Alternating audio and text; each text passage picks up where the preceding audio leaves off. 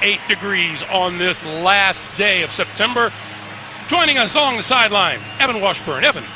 Well, Greg, the hardest thing for Ron Rivera to accept after that loss to Pittsburgh was the lack of discipline that his team played with, and that was no more evident than in the run defense. In the first 2 weeks, they allowed just 172 yards combined on the ground. The Steelers ran for 264 yards. Luke Kuechly telling us it started bad and then just got worse. He says it comes down to responsibility. And this week, his primary focus has been understanding every aspect of the Ravens' run game. He says it has a lot of dimension, and he knows it's the strength of their offense. All right, Evan, yeah, Ron Rivera, an ex-linebacker, that's like spitting in his eye, wasn't it, Trent? He wasn't real happy with he kept saying that word over and over again, was discipline, discipline, discipline, and that's the thing he was so disappointed about when evaluating the film. Baltimore won the toss. They have deferred.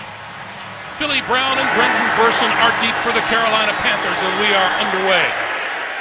And this will come out to the 20-yard line, and that means our first look at Carolina quarterback Cam Newton. 6 rushing touchdowns last season, 28 in his brief career. Still looking for his first of this season. He has thrown for 2. And a physically imposing, no offense, Trent, but a physically imposing quarterback. Yeah, he looks more like a tight end when he's rolling into that production meeting. He's pretty well put together, and I think that's why he's been so effective running the football, and I anticipate him running the football more today than what he has the previous couple weeks. From the 20-yard line.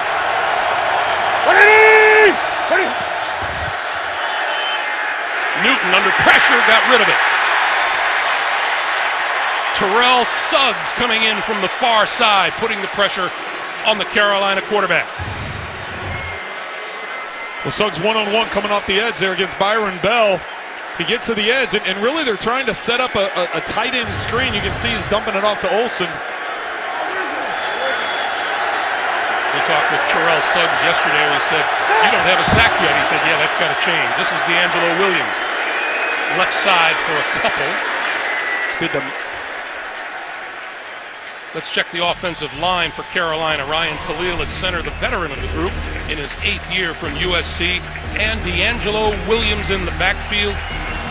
Has missed the last 2 games with a hamstring injury. They are thin at running back. He will have to stand up today.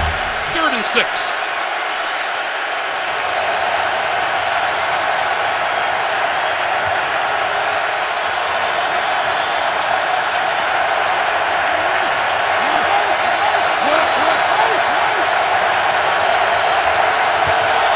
Plenty of noise as usual from the Ravens fans. Throwing this side of the field, it is caught. Jericho Cotchery on the near side for a big gain out near midfield and a first down. Nice job by Cam Newton standing in the pocket here. You can see Cotchery one-on-one with Elam, just takes it to the corner route. Elam tries to undercut it, doesn't get a good angle, and Newton does a nice job of putting that ball up the field to where only his receiver can get it. Nice job by Cotchery focusing, bringing that in. Matt Elam coming off of not his best game ever last week at Cleveland. As John Harbaugh allowed first down from their own 48. This is D'Angelo Williams crossing midfield and just inside the Baltimore 45-yard line before Darrell Smith made the tackle. Well, and we've touched on it already about the number of injuries that Carolina is dealing with, and it's going to be important for them to establish this running game. So on first down, pushing the pile 7 yards up the middle is a good start, something they have to stick with. On 2nd and short yardage, this is Williams, and Williams looking for first down yardage very close to it, the 41-yard line. The Baltimore defense. Chris Canty was a question mark with a bad knee, but he does start at defensive end. At linebacker, Terrell Suggs in his 12th season, 94.5 career sacks. And on the corner, Ladarius Webb is not available today. Asa Jackson starts at corner in his place. 3rd and really about a half a yard for Carolina. Play clock winding down in a hurry on Newton. It's down to 5. And Newton keeps it. And Newton for the first down.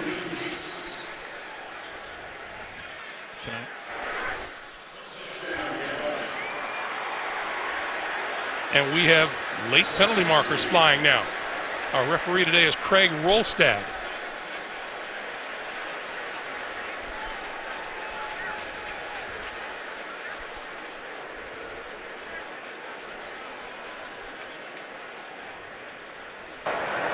Offense, 12 men on the field. 5-yard penalty, replay, third down.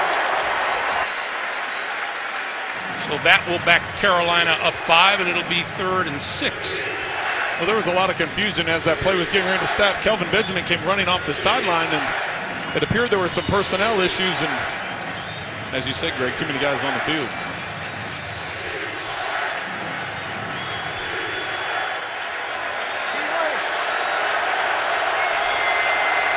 Number 36, Darren Reeves, into the Carolina backfield.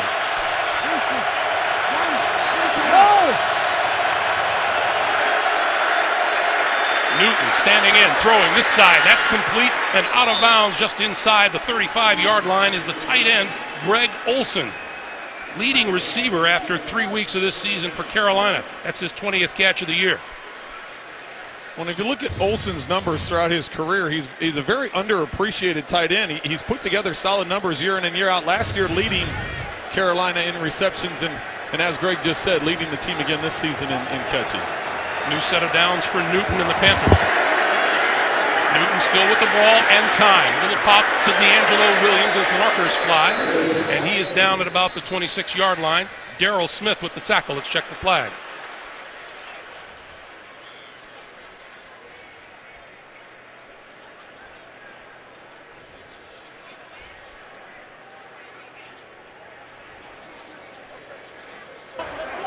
Holding. Defense, number 91. 5-yard penalty, automatic first down. That holding penalty is on Courtney Upshaw, and that's an automatic first down for the Panthers.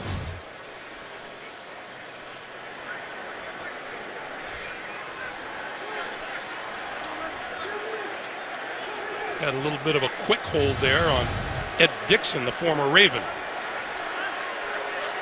I don't know if I necessarily call that a hold. He was just chucking him going off the line, but that's the number that was called out. Point of emphasis, Trent. Haven't you been reading the papers? But not off of outside linebacker defensive ends. You know, generally it's been the corner. I thought it was going to be called up top. I thought it was going to be called over there on Jimmy Smith against Benjamin, but there was that bump more than 5 yards down the field, so I thought that would be the emphasis, but got Upshaw. Were you this contentious as a player? I'm just asking. I usually had a few things to say to the officials, yeah. From the 29. This is Williams. Williams to about the 25. Cam Newton has been able to rebound fairly well in his short career after a Carolina loss. 14 touchdowns and 2 interceptions in those 6 games. 7-to-1 touchdown interception ratio is pretty productive. So good first drive here for Cam, and let's see if Carolina can finish it off. Movement on the left side. Both sides point to each other.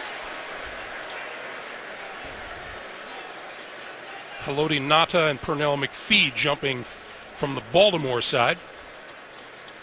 Craig Rolstad again. Neutral zone infraction. Defense, number 92.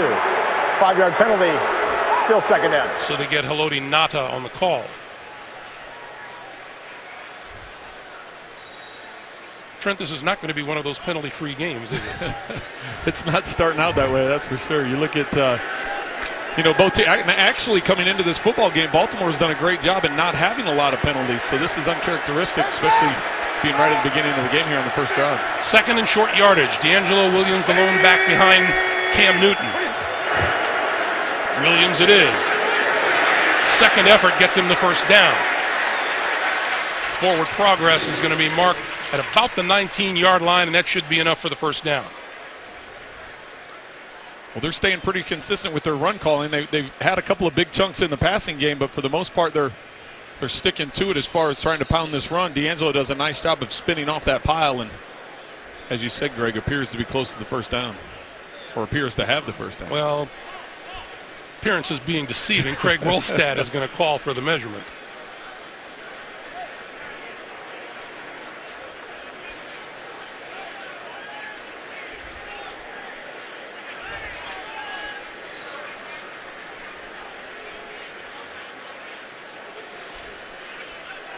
I knew I had it. New set of downs for Ron Rivera and the Carolina Panthers. October 24 of last season, week 8, been 12 games since Carolina scored a TD on its opening drive. That ties for the second longest active streak in the NFL. And they did it when Cam Newton tossed a 1-yard touchdown pass to Greg Olsen. 2 tight ends in the game now for the Panthers, and Olsen and Ed Dixon. Straight ahead, D'Angelo Williams, and he's hit right at the line of scrimmage by big number 92, Naka. 6'4", 340 in his 9th season out of Oregon. And he's got as good a first step quickness as anybody in the league, and it's been reflective in the type of career that he's had, and that 340 may be a little generous. You saw Steve Smith, the former Panther, sitting on the Baltimore bench waiting his turn. No gain on the play, 2nd and 10. Newton taking his time, looks at the play clock. Williams again, trying to dance outside and not much there, maybe a couple of yards. Suggs and C.J. Mosley. Mosley, the first-round draft pick out of Alabama. 3rd and 8. Well, here come the fans. Well, Carolina had some success running the ball in between the tackles there earlier in this drive, but the last 2 plays they've tried running up the middle, and Baltimore's done a good job of making them bounce, and they've been there to make the tackle. Carolina's not managed a first down in the red zone all season long. They've gone 0-4.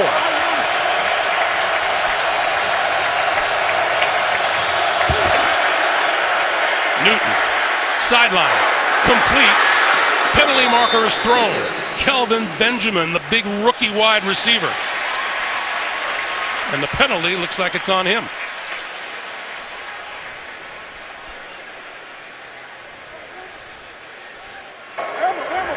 Pass interference. Offense, number 13. 10-yard penalty. Replay 3rd down. Let's take a look at number 13 again. You'd see at the top of his right around the 10-yard line, you can see that left arm extend. Anytime you get that arm extended, the official's going to see it. Especially with white gloves on, it stands out even more against the black jersey. So now the Panthers into a 3rd and 18 from the 28-yard line. They need the 9-yard line for a first down.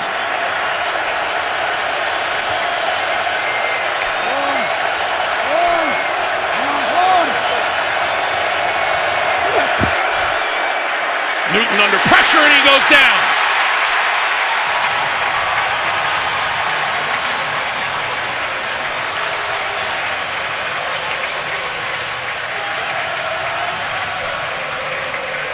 Elvis Dumervil, Terrell Suggs. We talked about just a minute ago about Suggs. These guys coming off the edge, that's where the pressure is going to come from. It's Dumervil that really gets up the field and causes Newton to flush. And Suggs is there to help him finish it off. You could see Carolina running back Darren Reeves a little confused, not knowing who to pick up. Well, and that's a part of having those injuries. Having young guys in there in pass protection, that's a difficult thing, especially someone as skilled as Dumervil. The Baltimore Ravens have called timeout with 7:27 to play here in a scoreless first quarter. We're back to Baltimore right after this. A 7-minute, 33-second drive is going to come up short for Carolina as they kick it away. Brad Nortman kicking it to Jacoby Jones, who's back inside of his 10-yard line. Nortman trying to drop it inside, and it's a little too long and goes into the end zone for the touchback. So the Baltimore Ravens finally will get their hands on the football on offense. This is the NFL on CBS. The NFL on CBS is sponsored by Southwest Airlines. Without a heart, it's just a machine. Dodge Dart. Don't touch it. And by Verizon. More live games than ever before with NFL Mobile.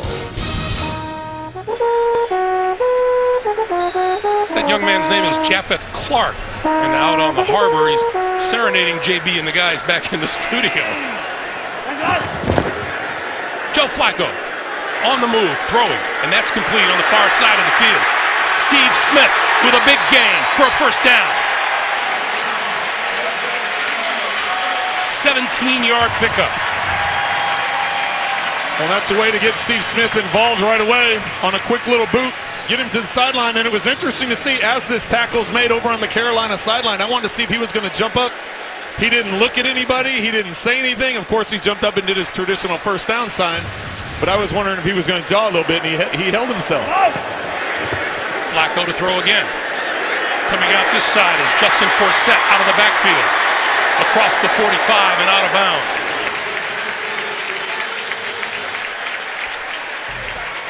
Here's Joe Flacco making his 100th consecutive NFL start. Super Bowl 47 MVP, 4 touchdowns, 2 interceptions, sacked 3 times, but not at all in the last 2 games. He has one of the strongest arms in the National Football League. He's shown great restraint here these last couple plays, throwing short, but he can unload it if he has to. Second and short yardage. This is Forsett. And Forsett has a first down and more up the middle, inside the 50 to about the 47-yard line of Carolina, where A.J. Klein brings him down. There were 2 things that Ron Rivera talked to us about, and he said number 1 was the discipline that the defense has to have. He wasn't happy with how they weren't disciplined in their assignments. The second thing was missed tackles, and you can see right there they had a chance to tackle for no gain and gave up a big chunk.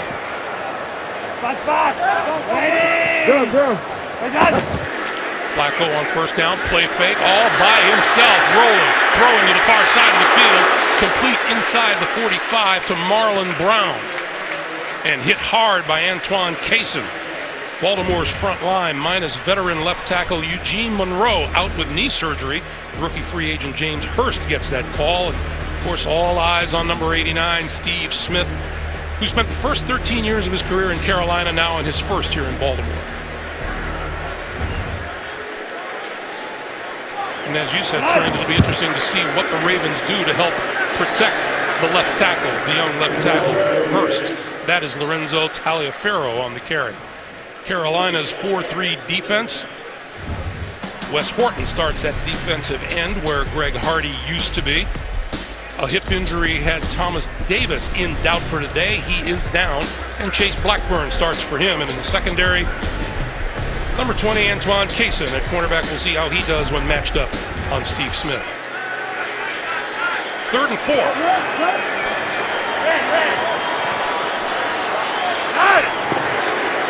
From the shotgun, Flacco with time and overthrows his intended receiver. Steve Smith. Steve Smith did get hit a little bit late, the ball overthrown. Benet Ben-Wickery, the 5th round draft pick.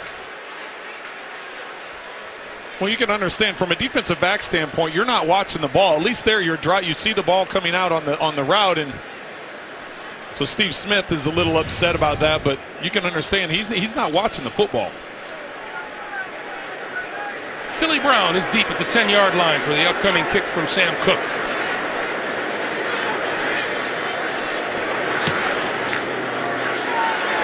High floater bounces inside the 5. Will it be down there? It will. At the 2-yard line by C.J. Mosley. And we have a late flag, a couple of late flags.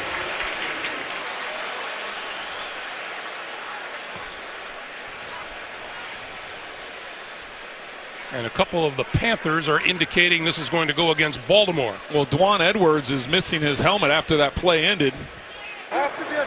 After the play, personal foul, unnecessary roughness, Baltimore number 50. That 15-yard penalty will be added at the end of the play.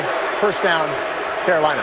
That penalty is on Albert McClellan. It allows the Panthers to get out of the shadow of their goalposts, and it gives us a chance to take a timeout. As we welcome you back to Baltimore, we want to take a moment to express our condolences to longtime CBS SAP announcer Benny Ricardo, who lost his dad Ramon on Friday. Benny, an NFL kicker back in the 70s and 80s, has dedicated today's telecast to the memory of his dad.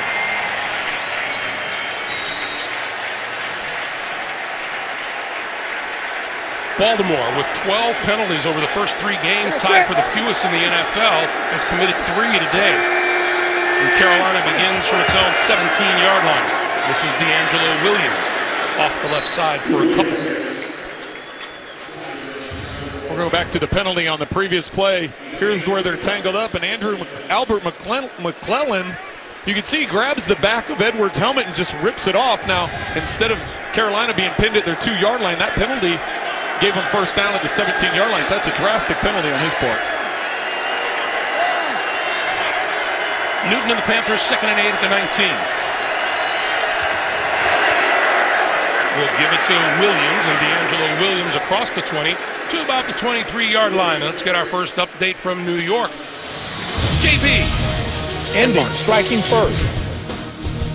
Andrew Luck drops back, finds T.Y. Hilton for a 37-yard pass, setting up Trent Richardson for a 1-yard touchdown run. Indy up 7-0. Luck, 5 of 7, 87 yards. That in the first. Back to Greg Gumbel, Trent Green, and Evan Washburn.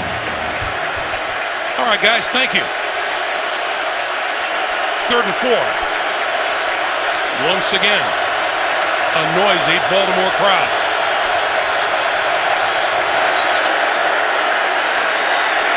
Newton throwing over the middle, got his man out across the 30-yard line to about the 32 is Jason Avant. And that's a Carolina first down. You had an interesting perspective, Trent, as we talked about Cam Newton with that recovering from the surgery on his ankle. You said it might make him a better quarterback in the pocket. It could make him, long-term wise, it could make him a better pocket, where he's relied so heavily on his legs in the past. With these injuries forcing him to stay in the pocket, it could lead to long-term success. This is Darren Reeves.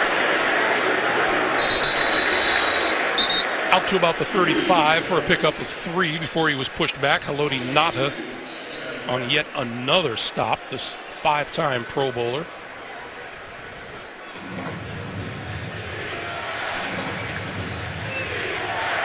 .6'4", 340. Haloti Ngata has 4 career interceptions.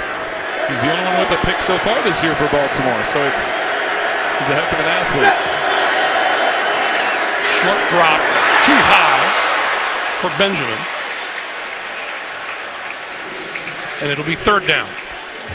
Well, it's hard to say you're throwing the ball too high to Benjamin, but this time you could see Cam getting scared off there a little bit by C.J. Mosley, who's dropping into coverage. He sails it a little high on him, and fortunately for Cam, that ball got tipped up in the air. It wasn't intercepted.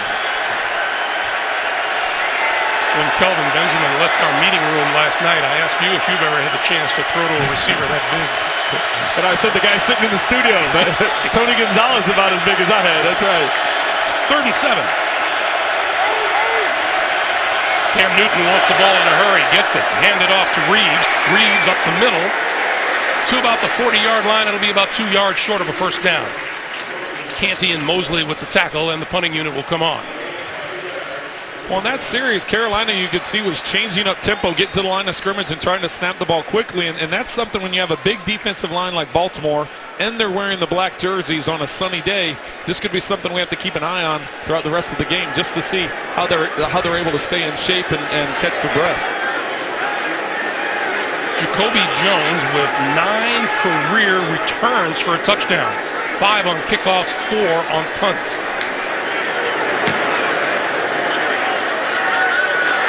And Jones will track this one down at his own 2-yard line. Turns the corner, up the sideline, and out of bounds at about the 20. Just 42 seconds remaining in a scoreless first quarter at M&T Stadium in Baltimore. The NFL on CBS is sponsored by the all-new Chrysler 200, America's import, and by Bud Light, who reminds fans to stay in the game and drink responsibly. How about that beautiful view of downtown Baltimore, courtesy of MetLife today. Thank you, guys. Justin Forsett in the backfield for the Ravens. Flacco almost trips, gets him the ball. And he's out across the 20 to the 23-yard line.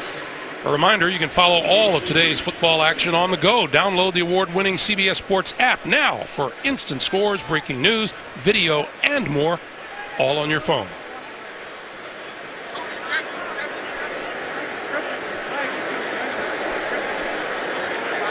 And it doesn't appear that they are going to get a snap off before time expired. So they'll wait it out. Both teams have had the ball. No points on the board. We go to the second. Nothing after one. Ready for the start of the second quarter.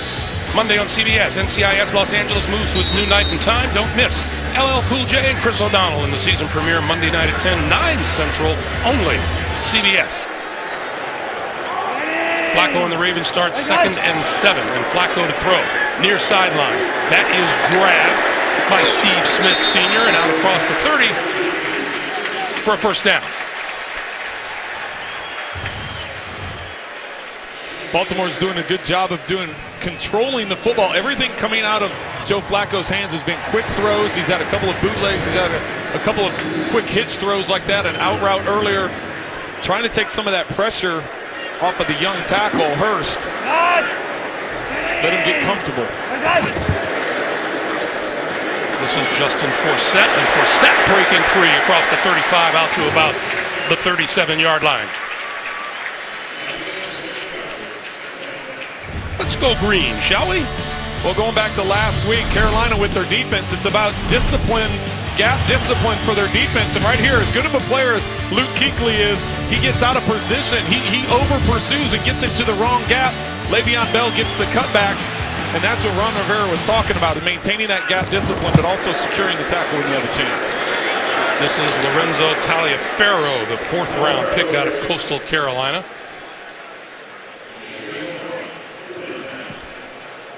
And K'Wan Short with the tackle. There's Luke Kuechly. Not a bad football player. Yeah, as we mentioned, the reigning defensive player of the year. He can get a little excited too and get out of position, and that's really what you have to do: maintain your lanes, maintain that discipline. And he talked about studying and getting ready for this game, and what he does is he watches the centers and the 2 guards to give him keys. Flacco got time, lofting it up, tip, caught. That is Steve Smith Sr. for the touchdown.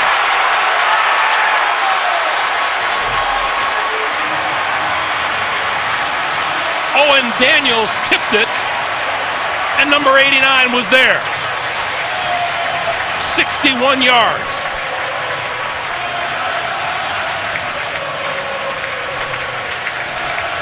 This is clearly a pass, a corner route to Owen Daniels. Steve Smith on the outside, I believe, just had a hitch route and started clearing up the sideline, and that's what always pursuing to the football. Good things happen. Stay active in the play.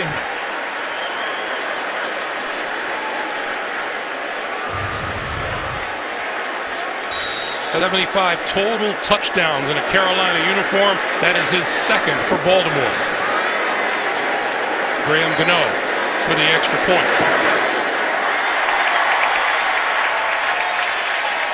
Seems like it was in the cards from the beginning of the week, doesn't it? Steve Smith Sr. with the touchdown catch. 7-0 Ravens. We're back to Baltimore in just a moment.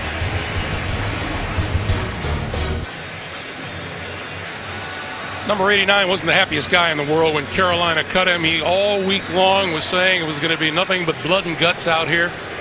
A couple of the Carolina Panthers wore goggles to practice to protect from the blood and guts, and look who turns up with the first touchdown of the day. This kick will sail out of the end zone for the touchback, and the Panthers will start from their own 20-yard line, down 7-0 with 13:12 to play in the half. It was Flacco to Steve Smith Sr. for the only touchdown of the day so far. Carolina surrendering its first half TD all season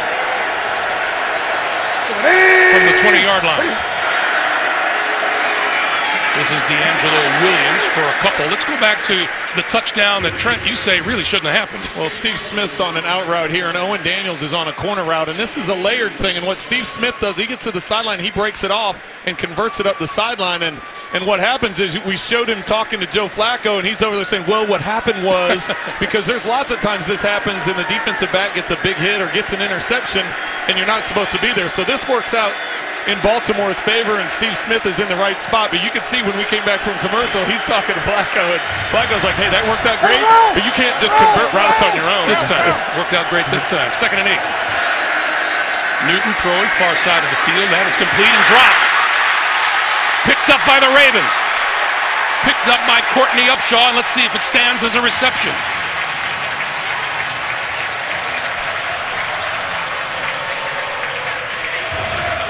So far, they're calling it a catch with a fumble. Benjamin had the ball turned,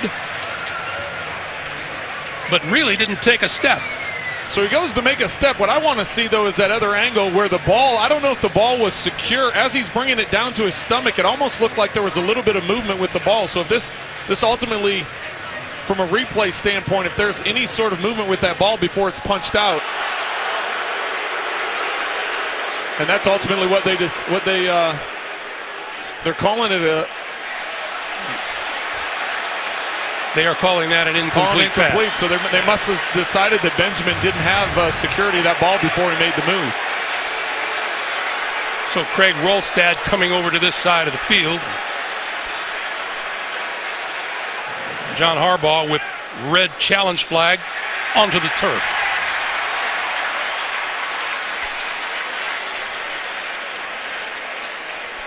Just at first glance, though, Baltimore is challenging the ruling on the field of an incomplete pass.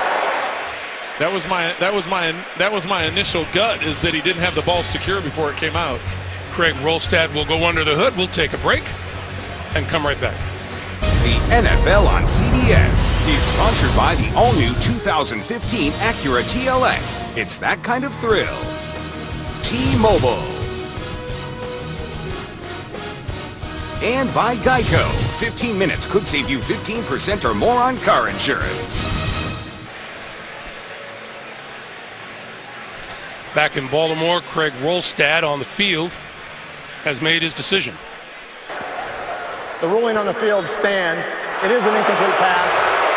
Baltimore will be charged with a second team timeout. Our officiating expert, Mike Carey, back in our studios in New York. You agree with that, Mike? Well, my feeling is exactly what yours was, Greg, is that there was not enough time between the two elements to make that a catch. He didn't have time to complete a football move. I would have confirmed the incomplete just as you did. All right, Mike, thanks very much. We are in such trouble when Mike Carey starts to agree with me. I was going to say, he agreed with you twice on that. That was a good job. I have used up all my cachet. Well, it's important to note also that Baltimore now is down 2 timeouts. They wasted one earlier on a 4th down, getting ready for a punt. 3rd and 8 now. Newton with time, throwing far side of the field. Oh, what a catch and what a throw by Newton. He hit Jericho Cotchery in about as tight a window as you can ask for. As a quarterback, when we were in our meetings, this is what you call a handoff. Oh. There's absolutely nothing that the receiver has to do differently when he's running his route. All he has to do is put his arms up, and as I said, it's just a handoff, and it's hard to defend that kind of throw. 30-yard pickup. Carolina now in Baltimore territory, and Newton to throw again. On the move now, and throws it away. Sideline pass, but really wasn't about to let that one be intercepted. Well, and I know Cam is dealing with some injuries, but he didn't have that same burst getting out of there. Hey, with NFL Now, never miss another game highlight. You'll get instant game highlights on every mobile device. Download the NFL Now app today. Learn more at NFL.com/now. Data rates may apply. Nothing wrong with Cam's arm, was it? No, he's got that's definitely the weapon that hasn't, from an injury standpoint, he's still got a lively arm, that's for sure. 2 strong-arm quarterbacks on display this afternoon. 2nd and 10. Newton, That's complete inside the 40 to the 35-yard line to Jericho Cotchery. Cotchery, 7 seasons with the New York Jets, 3 with Pittsburgh, his first with the Panthers. He does a nice job of that. Once he catches that ball, a lot of times young receivers, and Cotchery's not a young receiver, but a lot of times the young receivers, they'll turn and they're not sure what to do. That time he just turned and got upfield and was able to get the first down. Good decision. From the Baltimore 34. And looks like a false start. False start. Offense, number 66. 5-yard penalty. Still first down. That's the left guard, Amini Silatolu.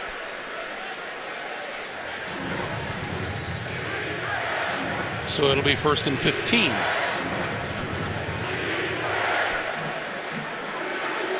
Talked about all those injuries as you look at Steve Smith Sr. All those injuries that Cam Newton has been fighting, not the least of which the rib injuries. And I asked you before the game, how difficult is it to throw with that apparatus protecting him? And you said it is very difficult. He's got even extra padding to protect those ribs. Newton with time over the middle, wide open as Reeves out of the backfield, and Reeves stood up at about the 31-yard line. We get another update from New York. Send you back to the NFL today. JP Hartscott. Pittsburgh is battled back.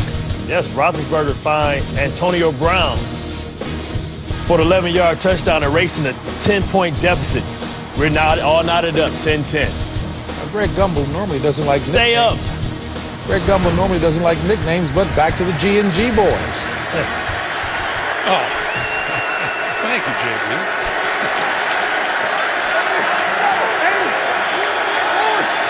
Second and 5 for the Panthers.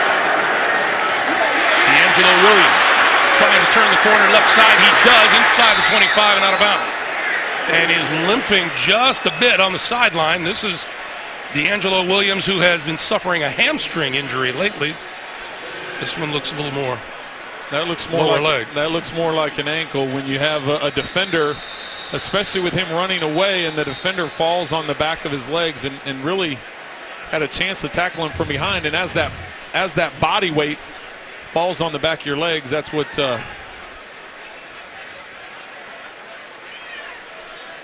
So as they look at D'Angelo Williams, we'll take a break. There's one guy the Panthers can't afford to lose at this stage. It's a running back. They have several of them down and out. Mike Tolbert, Jonathan Stewart, Fozzie Whitaker, who isn't on that graphic, and now D'Angelo Williams. And we've already mentioned several times about the injuries to Cam Newton and his ineffectiveness running the football. Here you can see Smith as he goes right down the back of D'Angelo Williams' leg. He gets pressure on the outside of the ankle. That leaves Darren Reeves and Torrin Poole as running backs, and Reeves is in there right now, number 36. Newton with the play clock below 5. High snap, he handles it. This is Reeves looking left side, no good. Lost yardage, lost his helmet. Darian Stewart coming up from the secondary. Well, Baltimore does a nice job of stretching this out, not giving him any lanes to cut up the field. And as you stretch it, the speed of the Ravens just close in and don't let him turn it up on the corner.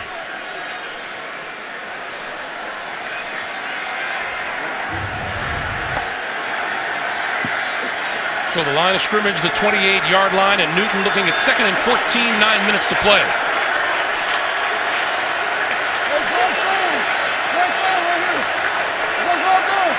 He needs the ball in a hurry, and he got it. Pulls it down, and he's on the move. Looking and throwing it away. Closest receiver was number 82, Jericho Cotchery, but it was nowhere near him. It'll be 3rd and 14. And that time Baltimore brings secondary pressure, and don't be surprised if they continue to bring secondary pressure. Elam was the one that came through, and I know D'Angelo Williams appears to be back on the field right now, but if they're going to have those young backs in there, Darren Reeves being a rookie out of Alabama Birmingham, they're going to have those young backs in there. Look for the Ravens to test those guys in pass protection. D'Angelo Williams to the left of Cam Newton on 3rd and 14.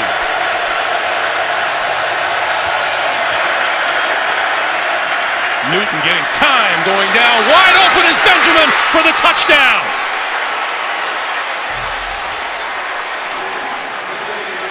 What a rocket. What a rocket Cam Newton threw.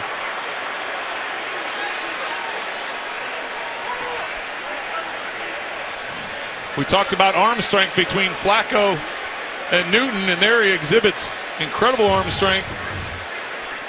Nice job with Benjamin on his release, but you can see Smith thinks he has help over the top.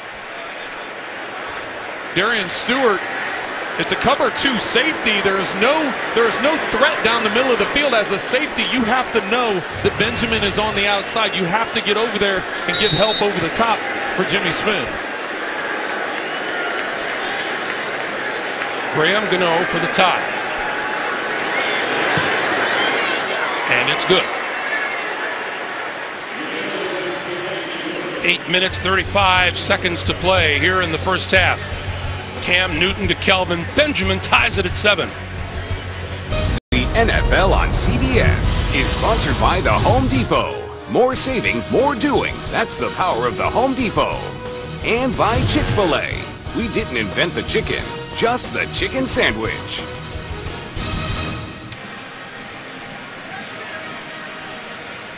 Another nice view from on high. 8:35 to play here in the first quarter. The Panthers 7 and the Ravens 7. In the first half, excuse me. And Kelvin Benjamin with his 3rd touchdown catch of the season. Jacoby Jones is deep. And it takes a hop and through the end zone. It'll be touchback. Let's go back to the touchdown, Trent. What I was talking about with the safety in cover 2 right here, Darian Stewart, he's the responsibility of this entire half of the field, and you get a vertical route out here on the outside. You have to be able to honor that, especially with Benjamin getting vertical up that sideline. There is no immediate threat to the middle of the field for Stewart to even be looking inside. He has to know to drift over to the outside, and that's all on him. That's where Jimmy Smith thinks he has that help over the top and why he lets him go to the outside. So now Flacco on first down under pressure over the middle. He's got his man, number 89, Steve Smith Sr. Smith Sr., so we don't confuse him with his son, Steve Smith Jr.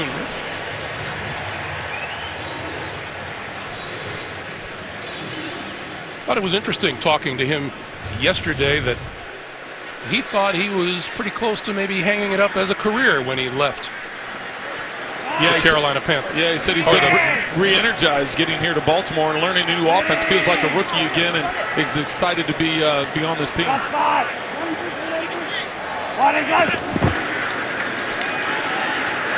This is Forsett breaking free to the sideline into Carolina territory.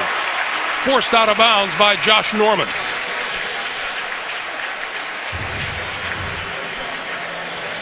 You can watch him run right through the middle.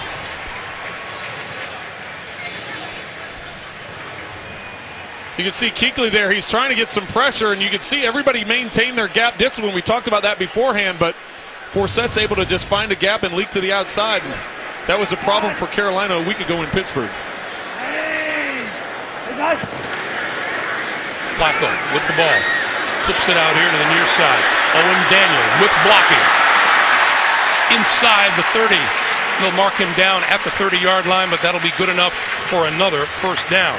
A.J. Klein and Luke Kuechly, who is as quick as any linebacker going sideline to sideline in on the stop. Daniels does a nice job of chipping there. He knows he's got a release for the tight end screen, and that's one way to slow up a defense if they're getting upfield. Set up that screen, and nice effective play for Baltimore. Baltimore averaging about 12 yards a play on offense. Flacco again, going for it all to the end zone. Incomplete. Going high, Thomas Deku. The pass intended for Steve Smith Sr.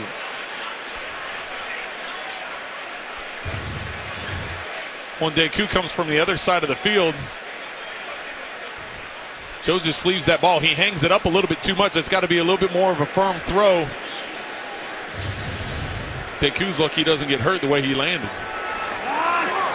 Deku in his first year He's a Carolina Panther after 6 seasons in Atlanta. On 2nd and 10, the quick pass that Jacoby Jones couldn't hold on. Jacoby Jones has had a very slow start to this season. Coming into this game, just 3 catches for 20 yards. Well, Greg, you and I talked about this yesterday, and why hasn't he been a bigger factor? You know, Torrey Smith being here, Steve Smith Sr. coming over and putting up some big numbers, but Jacoby Jones is a guy you thought would be ready to take that next step. He's known as a return guy, but he's had a couple opportunities, as you can see from the graphic, their 9th drop pass. I think earlier this week, John Harbaugh said he thought he was pressing, but that's unusual for an 8-year veteran to be pressing. 3rd and 10, timeout is called. So Baltimore uses its 3rd and final timeout here in the first half. 6:40 to play. This is the NFL on CBS. Hey, Thursday, your football week starts here when the Vikings visit Lambeau Field to take on the Green Bay Packers. Another big-time matchup in primetime. Thursday night football on NFL Network and CBS. Minnesota's Vikings, Green Bay's Packers. Teddy Bridgewater, as I mentioned to you, Trent, creeping up on Aaron Rodgers in the passing yardage department. Slowly creeping. 3rd and 10. Flacco running out of time over the middle. Oh, what a grab close to the 20-yard line by Owen Daniel. Let's go down to Evan Washburn. Evan. Well, guys, an update on D'Angelo Williams. He took some tape on that right ankle and tried to walk it out and was talking with athletic trainers and doctors. Currently, he has the shoe off of the right foot, continuing to try and work through it. No official word from the sideline. I'll keep you updated. Thanks, Evan.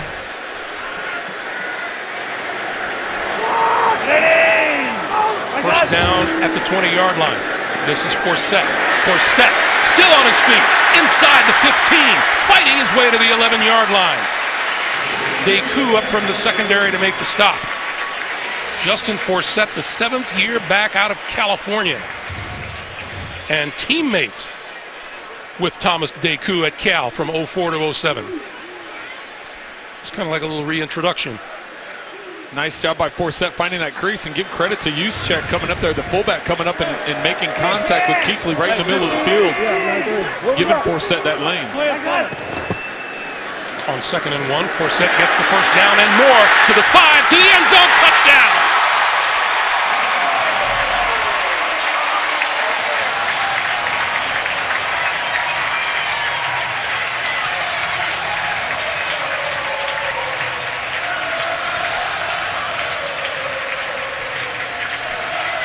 Carolina with the worst red zone defense in the National Football League in this young season. Nice job by Yanda. Nice job by Rick Wagner, the right tackle, doing a good job creating a hole. And of course, Forsett's the one to ultimately get it in the end zone, break those last couple tackles. But nice job by the up front. Gano is good on the extra point. 5:22 to play here in the first half. Watch Yanda and Wagner here. They're going to seal it to create the lane. And then, of course, Forsett, once he gets that contact up by the goal line, you can't bring down a running back like that. You're just throwing a shoulder into him. Harper tries going low, but he doesn't get him wrapped up, and ultimately Forsett ends up in the end zone. My mistake, I said Graham Gano. It's Justin Tucker. It was 14-7 Baltimore. By the way, Steve Smith Sr. already with 101 yards receiving on the day. I'd say he's sending a little bit of a message.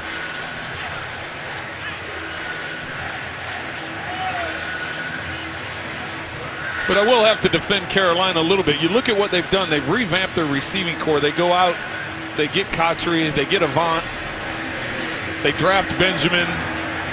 Philly Brown has been a nice addition as a college free agent. So really that entire receiving core has been revamped, and it was time for Carolina to move on from Steve Smith. And fortunately for him, he found a home that he's fitting very well.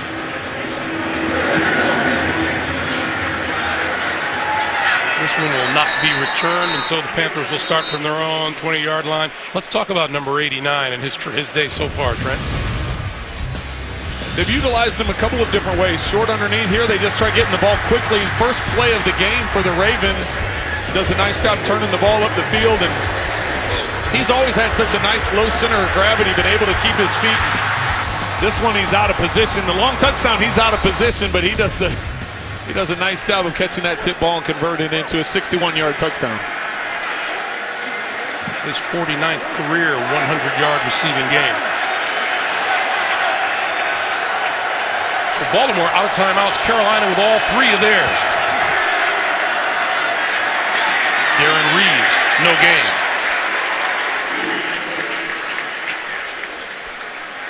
Remind you, coming up, the Verizon Halftime Report. JB and Company will have all the latest NFL scores and highlights, as well as a preview of Thursday Night Football coming up on the Verizon Halftime Report.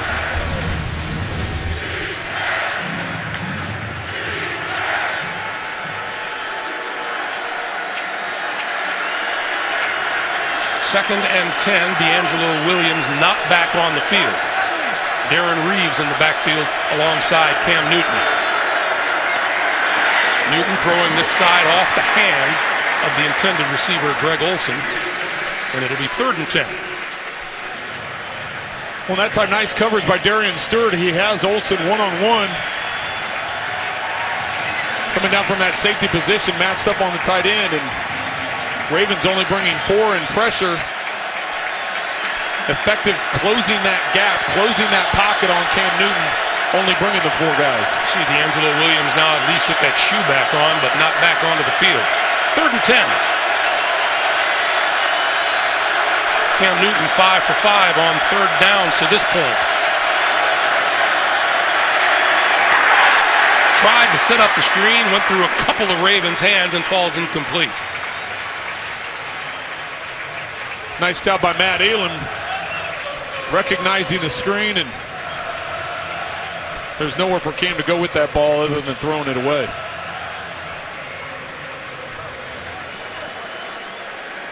So Brad Nortman will have to kick it away to that man, Jacoby Jones.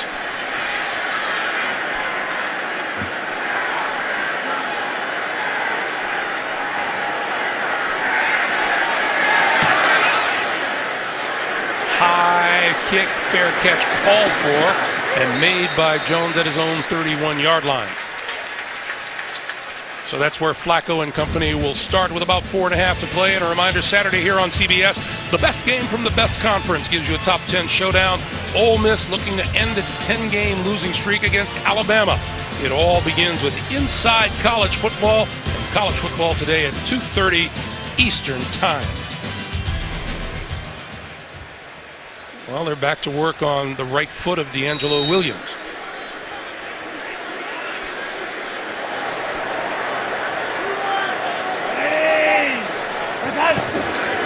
Flacco to throw on 1st down, over the middle, incomplete. Falling to the turf at the 40-yard line is Owen Daniels. And Carolina decided to turn up the heat that time, rushing 5, going to a man-to-man coverage. Flacco tried getting Daniels, as you said, but just slipped on his route.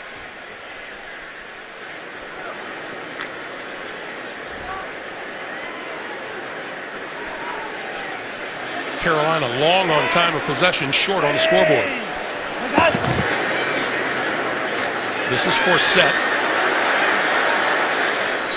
And Forsett out to the 36-yard line. Forsett's got a little dance in him, doesn't he, when he hits the line of scrimmage? He's done a nice job. He does an effective job of buying some time behind the line of scrimmage, waiting to find that lane, and when he finds it, he's got a good burst to get through there, and he's done an effective job spinning off the tackles as well and picking up the extra yardage. There's Gary Kubiak, the offensive coordinator for Baltimore, the longtime head coach at Houston. 21 years a coach in the NFL.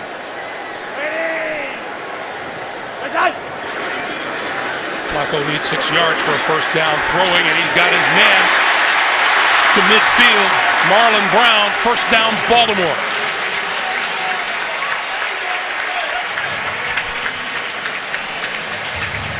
There's that arm strength we talk about with Flacco, but nice job by Brown. You see him come back to the football. He's just doing an out route there right along the 50-yard line.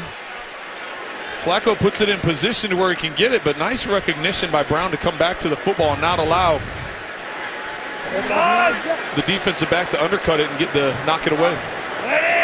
The ball just into Carolina territory, and Flacco going to throw it again. With time.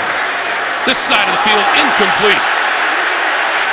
Fans looking for a flag. Jacoby Jones yelling from the other side of the field. Torrey Smith said he was held, but there are no flags. John Harbaugh demonstrating. You can see the pressure that Flacco was under. Takes a nice shot after he delivers the ball. You can see why he threw that ball early. He felt the pressure, had to get the ball out of his hands and anticipate where the receiver was going to be. Kaysen on the coverage, not getting called for the penalty, although the Ravens were pretty vocal about it. 2nd and 10. This is Forsett. And he is buried. This will lose a yard back to midfield. Luke Kuechly leading the charge. Didn't you love what Ron Rivera had to say about Luke Kuechly? He said, the best first step I've seen. And that was an impressive thing to say, considering he's been around Singletary, he's been around Urlacher for all those years in Chicago, and he thinks he puts him in that same group. He talks about how special of a player can be, but that was the one thing that he thinks maybe separates him a little bit is that first step. Flacco now looking at 3rd and 11. Here comes the blitz. He got rid of it. Wide open up the seam, complete to Torrey Smith for a first down at the 20. Joe Cool.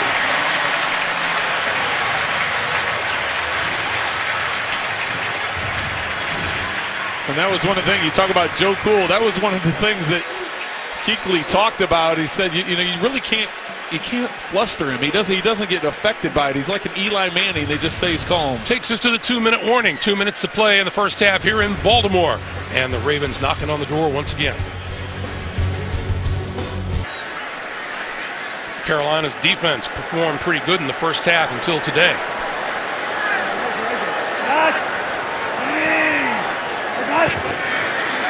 Flacco lost the handle, picked it up, throws it downfield to the end zone. Caught for the touchdown by Steve Smith Sr.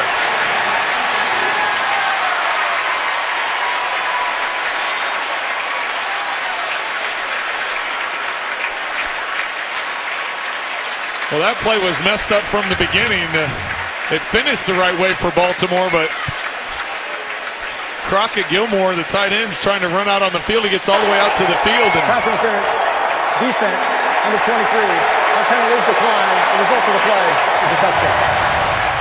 Flacco waves him off, tells him to go back to the sideline, and then he drops the snap. He picks it up and just throws it to the back line of the end zone. Nice adjustment by Steve Smith Sr. with White draped all over him. Yeah, Melvin White with a bit of an early hit.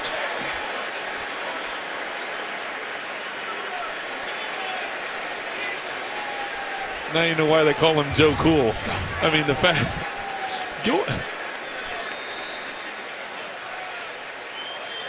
Gilmore came all the way out almost to where Flacco was standing.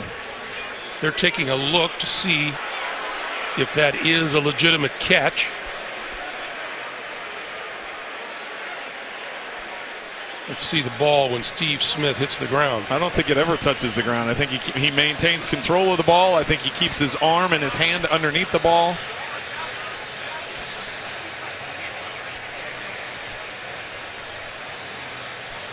What's the idea of when a DB just grabs a guy in the end zone, just hoping for the 1 yard line rather than a touchdown? Well, yeah, that's the mentality. You know you're beat. You know, and a lot of times you see it on the double moves where the guys do the hitch and go, slant and go, out and up.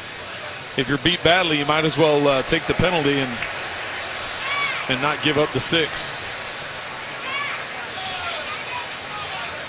Craig Rolstad is looking at this under the hood. Steve Smith Sr. today, 5 catches, 122 yards, 2 touchdowns. His first multi-TD game since week 1 of the 2011 season. Here's Craig. After review, the ruling on the field stands. It is a touchdown.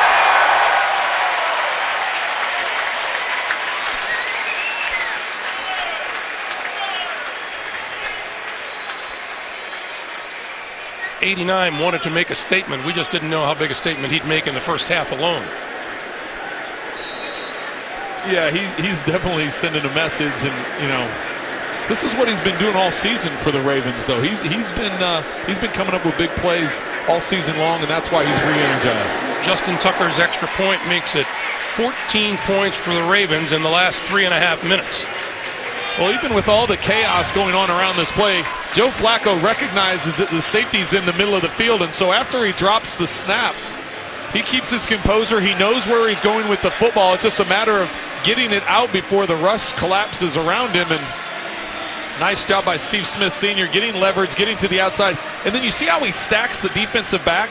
He gets on top of White and doesn't allow White to get back through him. He adjusts to the football, and it's the only place that Joe could put the ball. And there he is having a little fun. Carolina's defense, 9 points allowed in the first half of the first 3 games of this season, 21 points allowed today. Well, and Ron Rivera, go back to last night when we were talking with him. He just talked about discipline.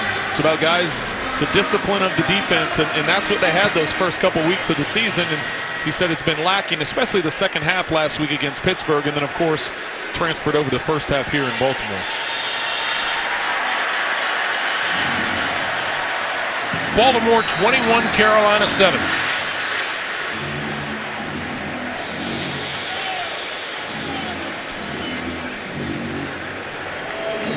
Carolina does have all 3 timeouts, though.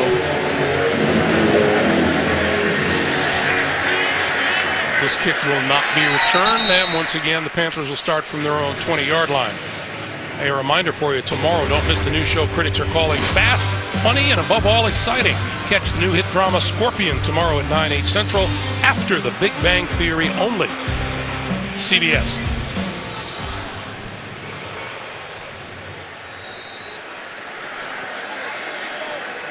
I think Baltimore has recovered quite well in the latter part of this first half. Darren Reeves in the backfield with Cam Newton. Panthers have all 3 of their timeouts remaining with 1:53 on the clock. Newton, far side of the field. That's complete. And bounced out of bounds is Jericho Cotchery by Asa Jackson.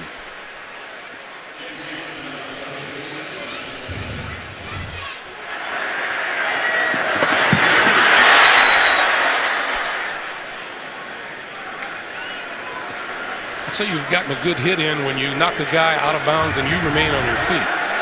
And you get the roar of the crowd. You get the oh out of the whole crowd. So nice tackle. And good job by Carolina. For them, they wanted to get out of bounds to keep the clock stopped. On 2nd and 3, tipped at the line of scrimmage and falls incomplete. And Newton ends up on his back. It'll be 3rd and 3.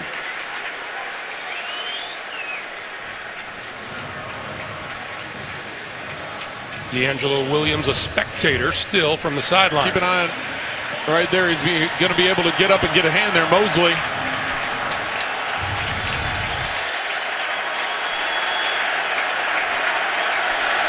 So this running back core is just a beaten up group for Carolina.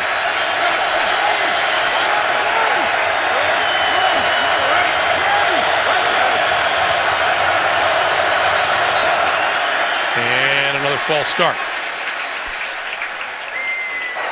False start, offense, number 88, 5-yard penalty, still 3rd down. That one's on Greg Olson, and Ron Rivera is going to have to do some regrouping at halftime because things are just starting to go sideways.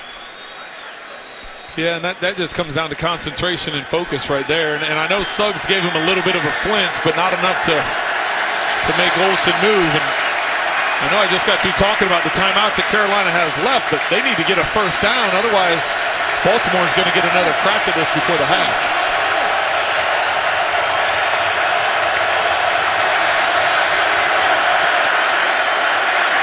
Newton. Down at the 13-yard line. Elvis Dumerville, Pernell McPhee in on top of him. You can see the pressure applied to Cam. Not a lot of time. They had good coverage up the field, too. The defensive backs, they had Benjamin was double covered. Avant was double covered up the field, and Cotchery was one-on-one, so nowhere for Kane to go with that ball quickly. So now Nortman will kick it to Jacoby Jones once again.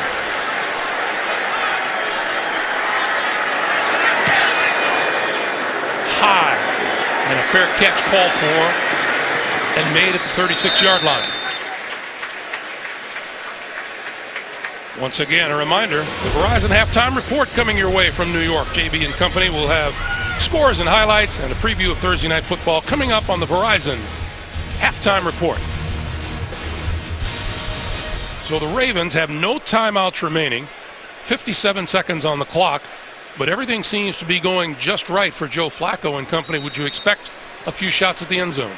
Well, they're going to definitely take some shots up the field, and with Flacco's MO, he will take some shots at the end zone as well. Flacco will pop over the middle and almost intercepted by Kuechly.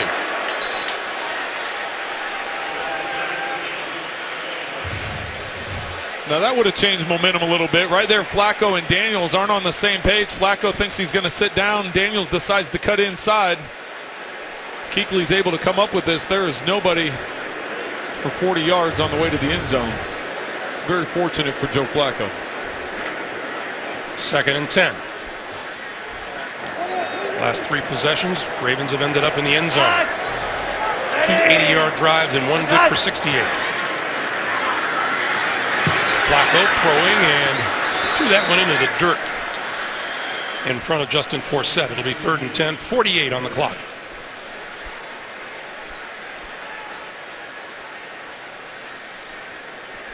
It'll be interesting to see what Carolina decides to do here. If they bring pressure to put it on Flacco or drop back into coverage and play the sticks and try and rally and make the tackle and then use one of their timeouts to preserve themselves some time.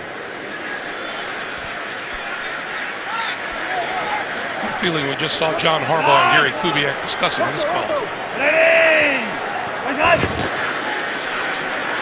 Flacco, screen for Forsett.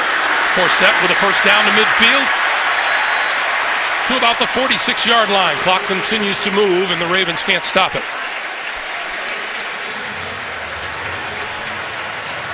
Half a minute to play.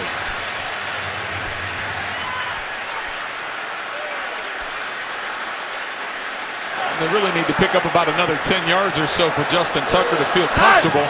He's got a big enough leg. That pass inside the 40 to Daniels. And they're down to 10 seconds remaining. They're just going to spike it and try and get a field goal attempt. And they will stop the clock with 3 seconds to play. And here comes Justin Tucker. The man who had the game-winning 32-yarder at Cleveland last week has six 50-plus field goals last season, the long of 61. Well, let's see if Ron Rivera shows a little gamesmanship here. He still has 3 timeouts in his pocket. From 57 yards. Pulled it. And it is no good. So time expires. Tough first half for number 1 and Ron Rivera. Terrific first half for the Baltimore Ravens.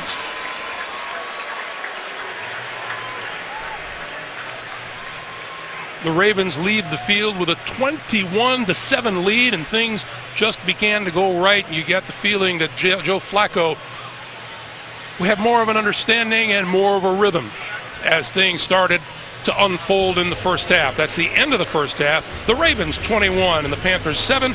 We're back with the Verizon Halftime Report after this message and a word from your local station. You're watching the NFL on CBS.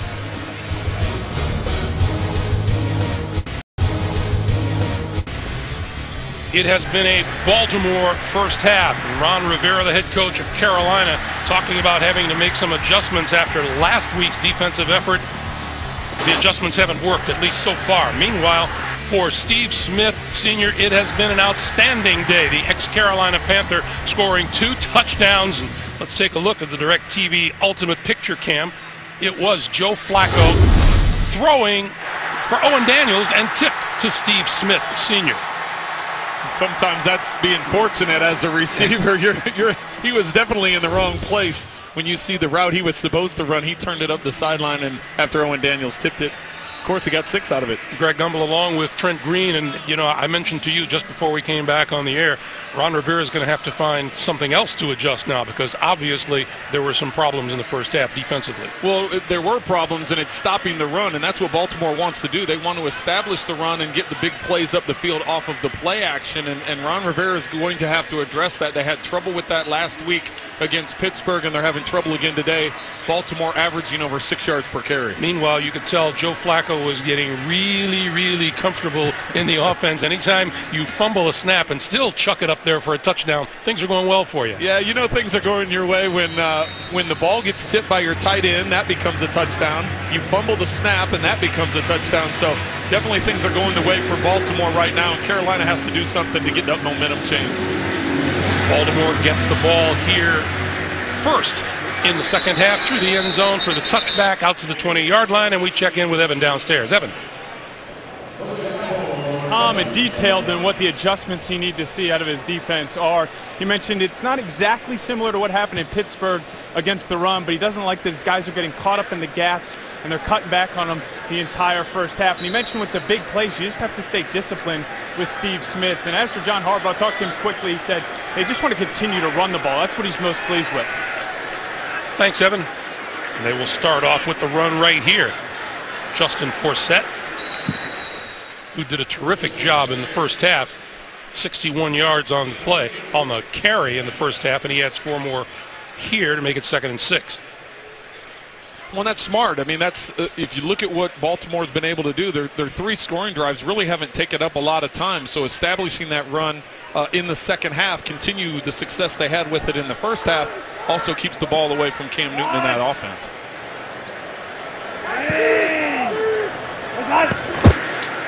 Flacco on 2nd and 6 still has the ball, throwing out into the flat. That is Forsett, and Forsett out of bounds a couple of yards short of a first down. You can see with the run being established, or already established for Baltimore, they want to do the play action pass and push the ball up the field. Flacco does a nice job of not forcing it. You can see he takes a lot of time in the pocket, knows where his outlet is, dumps it off, and makes this a more manageable 3rd down.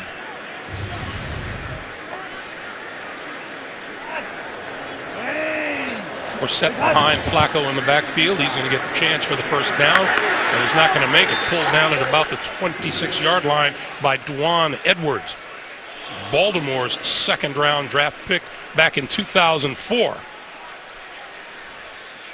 Edwards does a nice job of keeping his pursuit down the line of scrimmage and not giving the back any room to go, bringing that tackle down. And this is huge for Carolina, coming out at halftime, having a subpar second quarter, allowing Baltimore to take a couple touchdown lead, now getting a 3 and out on the first possession.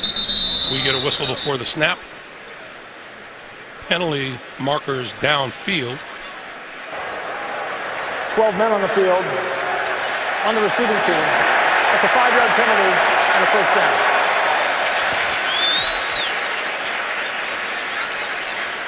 That's just unforgivable.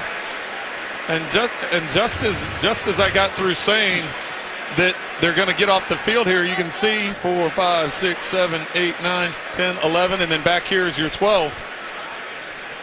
Just as you're saying you get a 3 and out, you get them off the field, get some momentum coming out in the second half, then you go and make a mental mistake like that.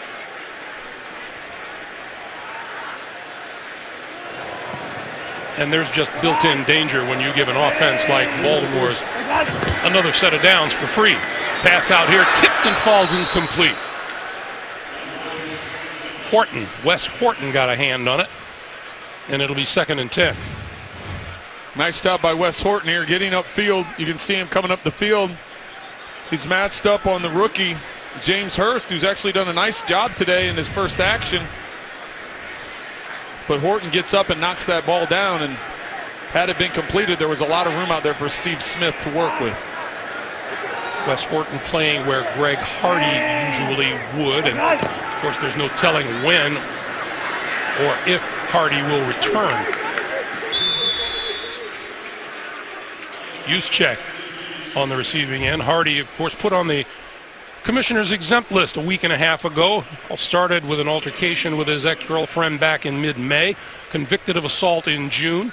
He started week 1 at Tampa Bay, and he took a paid leave of absence on the 17th. And November 17 is the date set for the jury trial for assault charges. 3rd and 8. Flacco throwing and complete to the 45-yard line. Nice diving catch by Owen Daniels for another Baltimore first down.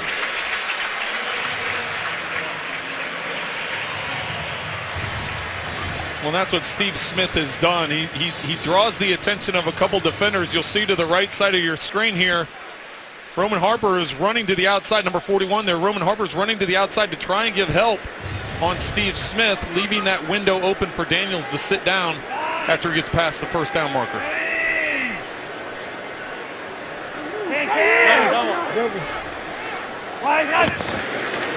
Flacco going to start this series off with Forsett left side. Out across the 45 to about the 48-yard line. Kuechly in on yet another tackle. He's kind of a tackling machine, isn't he? He has, and ever since he came in the league, you know, Rookie of the Year his first year, and then last year Defensive Player of the Year in year number 2. And he was very frustrated. We had a chance to talk with him yesterday, and he was very frustrated with the play of the defense in the second half against Pittsburgh. And he talked about discipline. He talked about wrapping up and making tackles, and he can't be happy with the way the second quarter went. On 2nd and 9, Flacco under pressure, got rid of it, down the sideline, incomplete. Intended for Torrey Smith. There's a flag back there around the 31-yard line. And this is going to go against Carolina.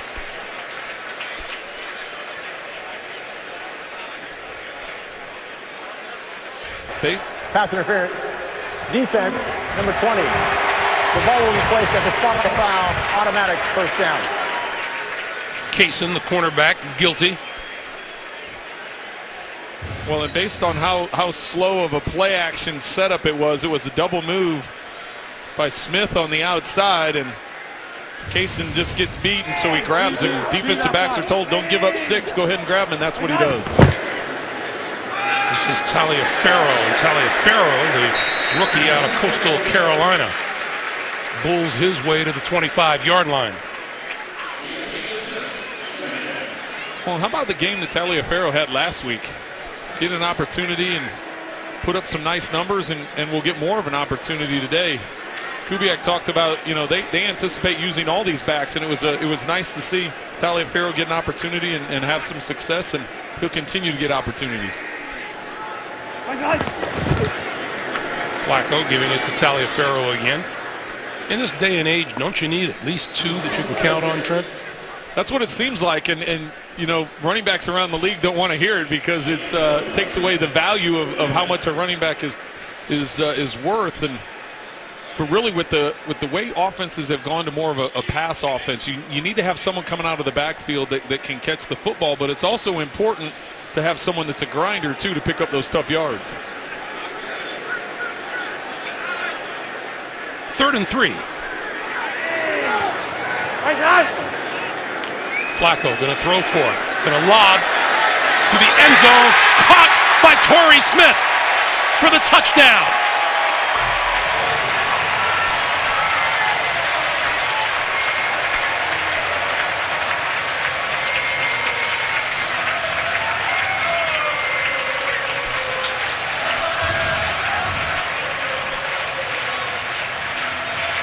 Little hand-to-hand combat down the sideline.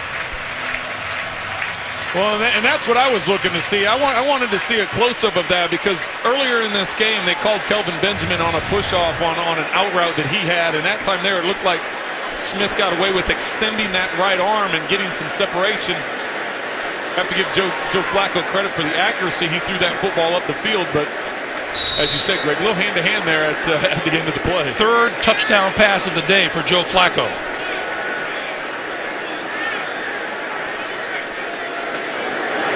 Tucker's kick is good. 9:51 to play in the 3rd. The Ravens extend their lead. 28-7. Baltimore.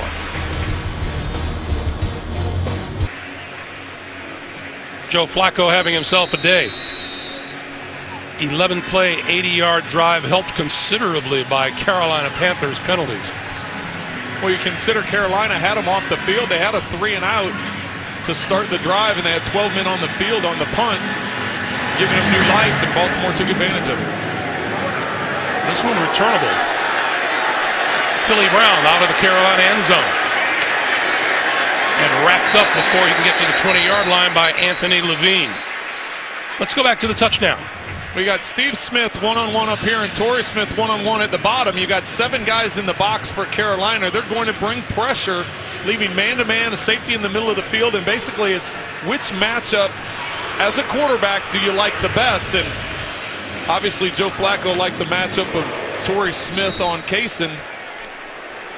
Laid it right over the shoulder for the touchdown. Carolina's big obvious problem right now, they can't stop anyone.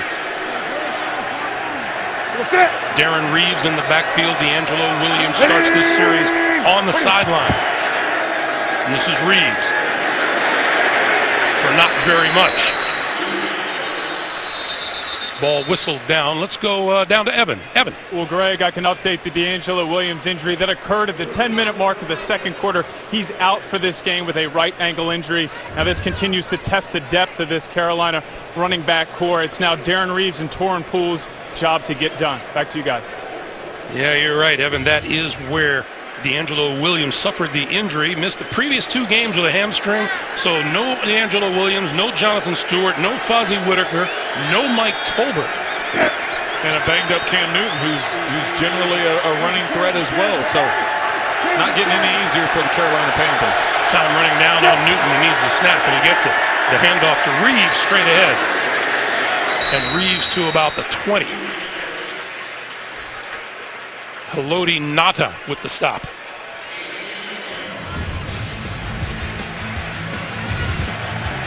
And today has Sizzlehead. Coming into today, he didn't have any sacks, but Terrell Suggs has gotten after the quarterback. He has 1.5 sacks on the day. He's been consistently putting pressure on in the backfield, getting hits on Cam Newton. And now with a 21-point lead, those guys will definitely be coming off the edges hard. Meanwhile, Carolina had 2 consecutive 3-and-outs trying to avoid a 3rd straight here. Newton throwing over the middle, got his man for a first down across the 35. The tight end, Greg Olsen. Solid and dependable receiver. Well, and Olsen, you'll see right here on the left, Cam Newton's just going to fire this in there. He's in man-to-man coverage. You can see Baltimore bring 6 in their pass rush, leaving man-to-man underneath and help over the top. But nice route by Olsen and good accurate throw by Cam Newton. Olsen's 2nd catch of the day. And a first down for Carolina. Play fake. Newton with time, throwing and incomplete, and close to being picked. And we have a penalty marker in the backfield. Chris Canty saying, who, me? Personal foul, roughing the passer. Defense, number 99, hit the quarterback with the crown of his helmet. 15-yard penalty, automatic first down. And Craig Rolstad says, yep, you.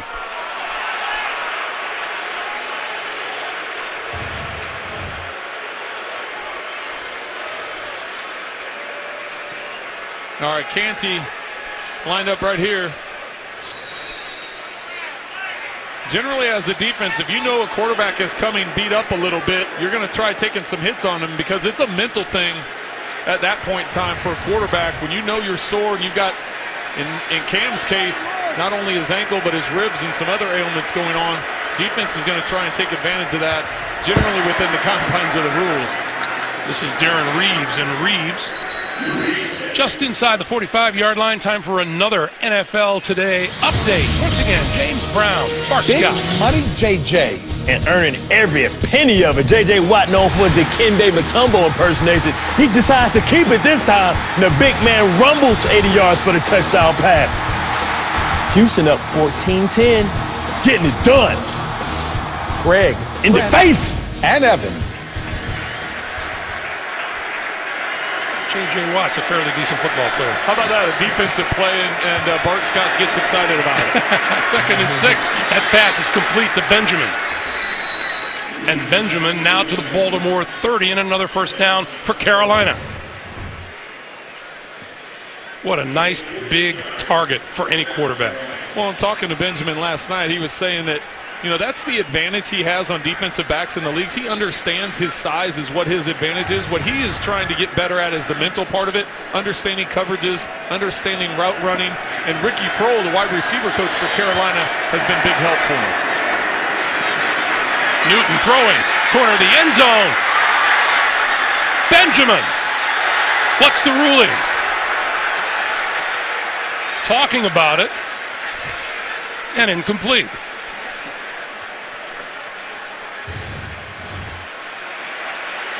Let's keep an eye on his feet where he has this ball. He doesn't have control of it yet. Yeah, that's definitely incomplete. He was bobbling it initially. That first foot looks like it comes in. The second one's on the line. But by the time he secures the football,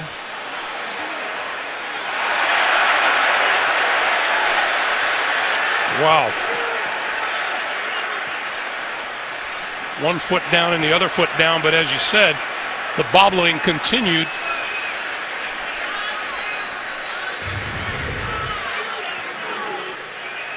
And Craig Rolstad is going to go under the hood.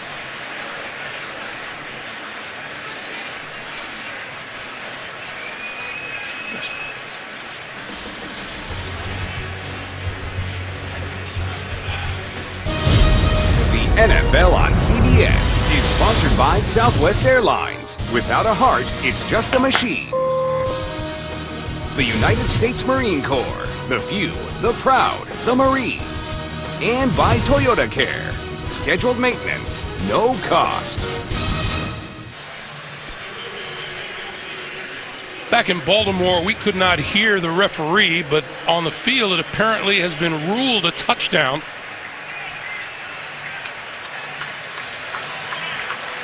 Craig Rolstad went under the hood, and while he's doing that, the teams are coming back to the original line of scrimmage. well, as I said before the break, it appeared as he was bobbling the ball initially when that first foot went down. So the ruling on the field has been reversed to an incomplete pass. The receiver was unable to get 2 feet down in bounds after the bobble. It will be Carolina ball, 2nd down and 10 on the 30-yard line. And Mike Carey back in New York. You saw that play. What did you think? Yes, Greg, remember, the process of the catch does not start until the bobble stops. When he got clear control, the right foot hit out of bounds, a clear incomplete, and a reversal to incomplete. So what you're saying is Trent was right on that call. I'll take it. Take your pick. Thank you, Mike. Cam Newton deep and on the move and directing traffic, but he's going to carry it and down the sideline close to a first down at the 20-yard line. Well, and I think that's a little bit of a difference of Cam Newton this year as opposed to previous years. Previous years, he probably gets towards the sideline and then cuts it back in to try and pick up the first down. You can see he still has his mobility getting out of there on the spin, but as he gets towards the sideline, I think in years past he cuts that back inside to try and pick up the first down instead of leaving this 3rd and short. So he's out of bounds at the 23. Just to be clear, the original call was a touchdown on the field, but he did not gain control of the ball until he had stepped out of bounds. On 3rd and 3, this side of the field, catch is made by Jericho Cotchery for the first down. And he's out of bounds at about the 17. And Newton pulled up off the turf. Well, and that wears on you. The hits get accumulated when you come up. When you come into this game already dealing with some things, and he's been dealing with a lot. He has been. He's had the ribs, as we mentioned, the ankle. Saw his thumb wrapped up earlier. He took a low hit last week against Pittsburgh. That time there it went a little low. You saw Derek Anderson getting loose on the Carolina sideline. This is Darren Reeves, and Reeves to about the 15-yard line. Last week, Newton took a couple of big hits against the Steelers. One near those ribs and another down by that surgically repaired left ankle.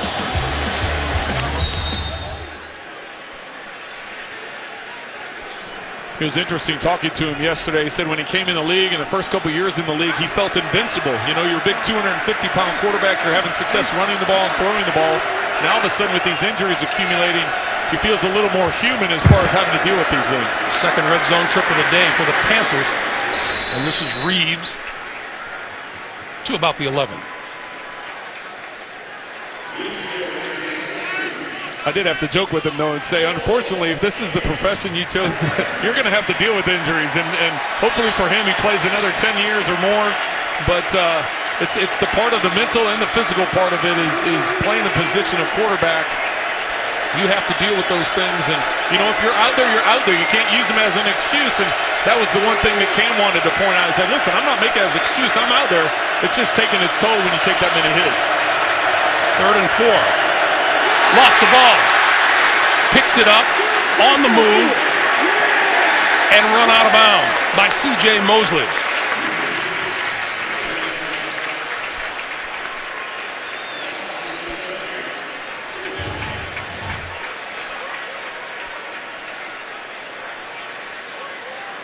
Newton was calling for the ball, but once it got there, he didn't look ready for it.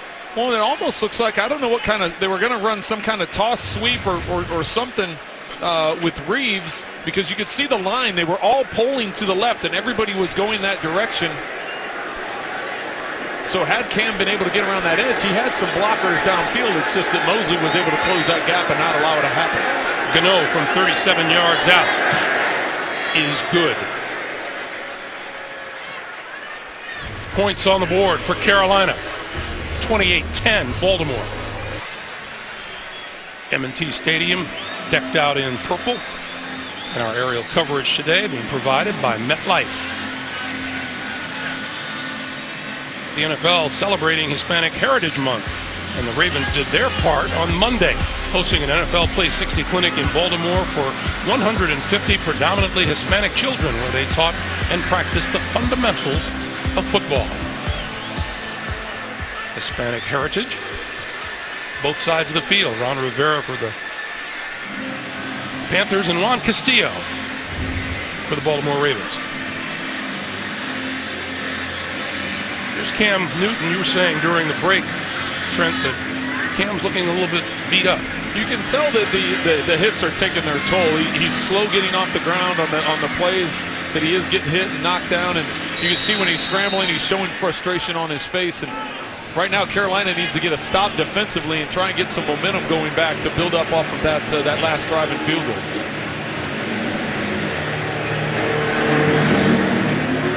Low line drive kick, and this is going to be returned, or is it into the end zone? Jacoby Jones will cover it there for the touchback.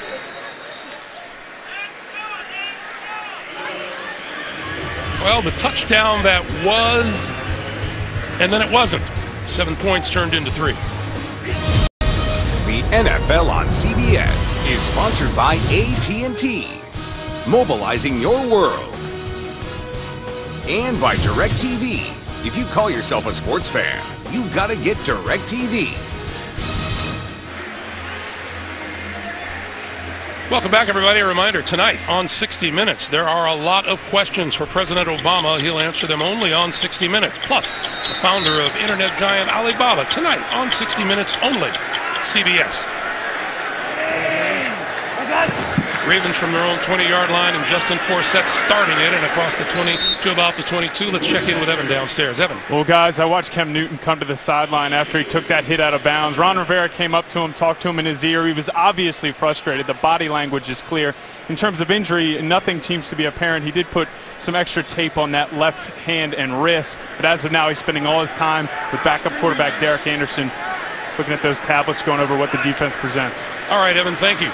Flacco, this side of the field, that's complete. Steve Smith Sr. with another catch.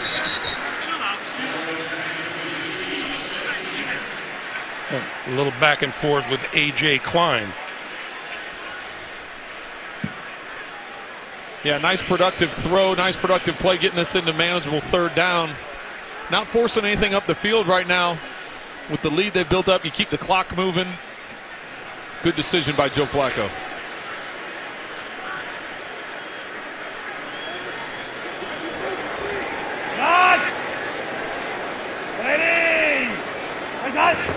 And Flacco going to keep this one for the first down.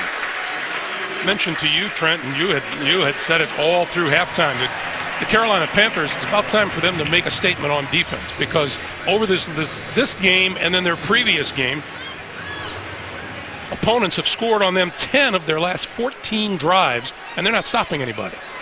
They're not getting them off the field, and you know, you look at what Pittsburgh did in the second half, and you look at what Baltimore's been able to do up until this point, and some of it is just the discipline of it. We've talked about that several times during the game, and they've got to get a stop. Flacco across midfield on the money to Kamar Aiken, the second-year wideout from Central Florida.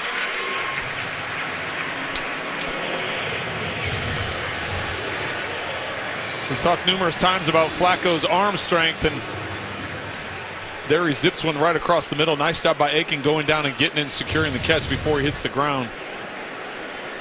You can just tell, look at the body language of the Panther defenders. There's not that same juice or bounce in their step that they had in the first quarter. Just starting to wear on them. This is Taliaferro. Running room inside the 35 to the 32, and another Baltimore first down. Roman Harper making the tackle.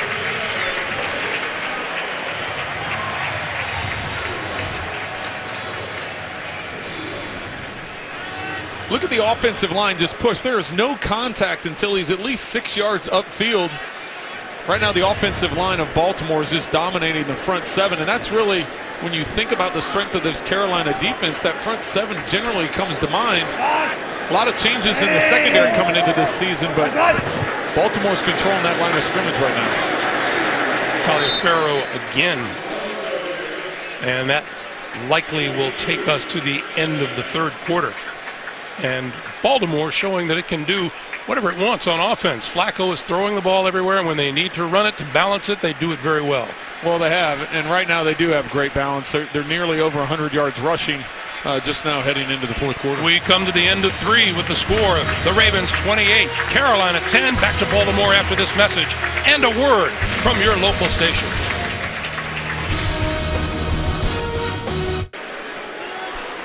Along with our producer Bob Monsbach, our director Suzanne Smith, Greg Gumbel, Trent Green, Evan Washburn in Baltimore as we start the fourth quarter. Baltimore with the ball and a 28-10 lead. And this is Taliaferro, and grabbed from behind by Kuechly.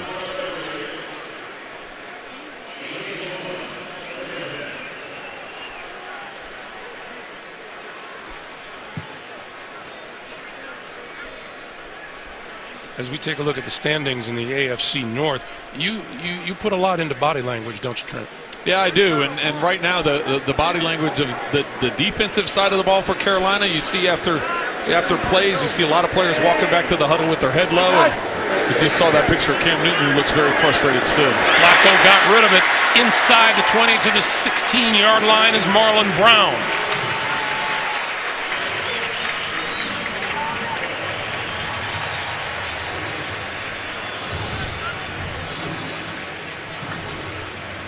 Flacco, nice job realizing that he has an unblocked defender coming off the side.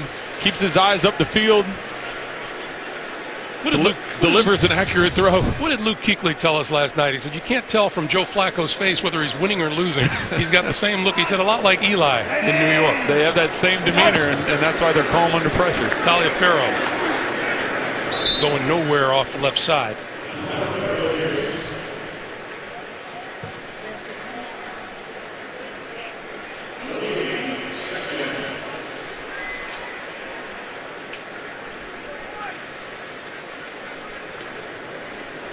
Ron Rivera is over there just trying to find some answers defensively, and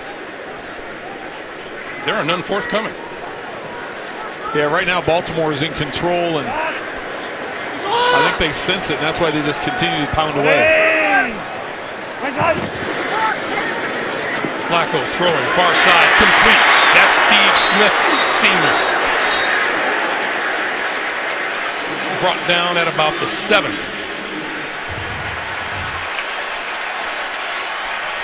Nice timing on the route. Flacco throws that ball before Steve Smith even comes out of his route.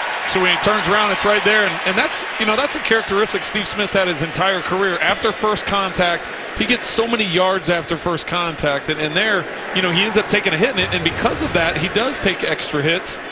His durability has been impressive over the years. What a day he's having. 7 catches, 139 yards, 2 touchdowns. Flacco throwing out here. That's complete to Juszczyk out of the backfield, looking for the end zone.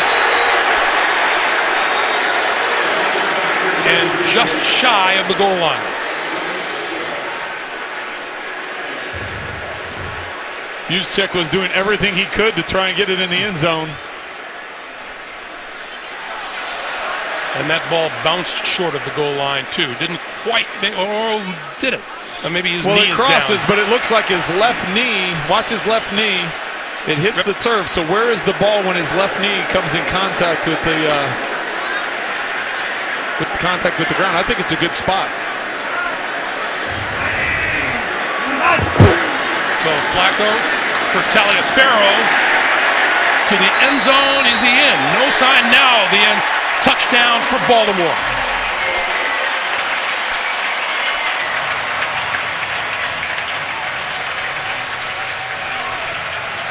Taliaferro with his 2nd rushing touchdown of the season. And Baltimore now pouring it on. Let's take a look at Hurst right here. As Taliaferro gets towards the line, you can see he runs right into Hurst, and Hurst just kind of pulls him with him into the end zone. Hurst has done an impressive job. We talked about that coming into the game. He's an undrafted free agent out of North Carolina, getting the start for Eugene Monroe, and he's had a solid day all around in pass protection, in his run blocking. Justin Tucker for the extra point. 11.5 to play in the 4th. It is all Baltimore. Even more telling bad news for the Carolina defense. The Ravens have put together some long drives today. Ball control, clock-eating drives. And they have a 35-10 lead with 11.5 to play.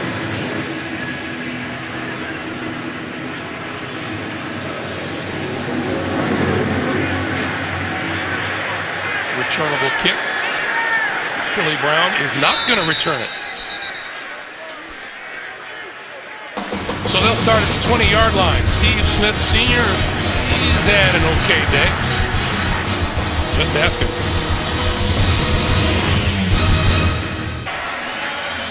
Welcome back to Baltimore. 35-10 in favor of the Ravens, and this crowd rejoicing with the news that the Baltimore Orioles have clinched, and boy, are they cause for celebration this baseball season with one of the very best managers in all of baseball, Buck Showalter.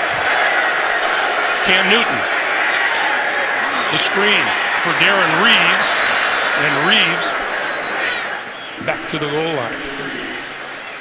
Coming up on the Subway postgame show, JB and company will have scores and highlights coming up on the Subway postgame show. Well, that's kind of the day it's been, at least since the second quarter on. Reeves right there set up for a screen. Looks like he's going to get a nice game, nice 5 to 7 yard gain. And he trips before getting back to the line of scrimmage. Newton throwing, throws behind Greg Olsen. It'll be 3rd and 10.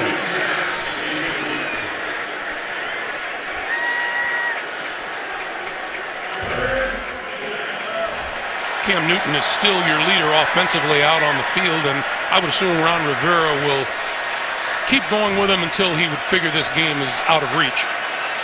Well, yeah, at some point in time, and right there he had good protection, but he's taken a lot of shots today, and at some point in time he may turn to Derek Anderson to come in and finish this game off, or maybe just get a little spark, because Cam's definitely taking some shots. Newton stepping up, throwing, sideline, on the mark to Benjamin. and Benjamin for a first down out of bounds at the 31. And I think Cam heard us, so he's like, okay, well, let me get this first down real quick and quiet you guys up. Remember, he came into this game somewhat hobbled. Sore ribs. Not running as much as we are accustomed to seeing Cam Newton take off and run. This is Reeves for a couple out to about the 34. And that's Cam Newton's day in a nutshell.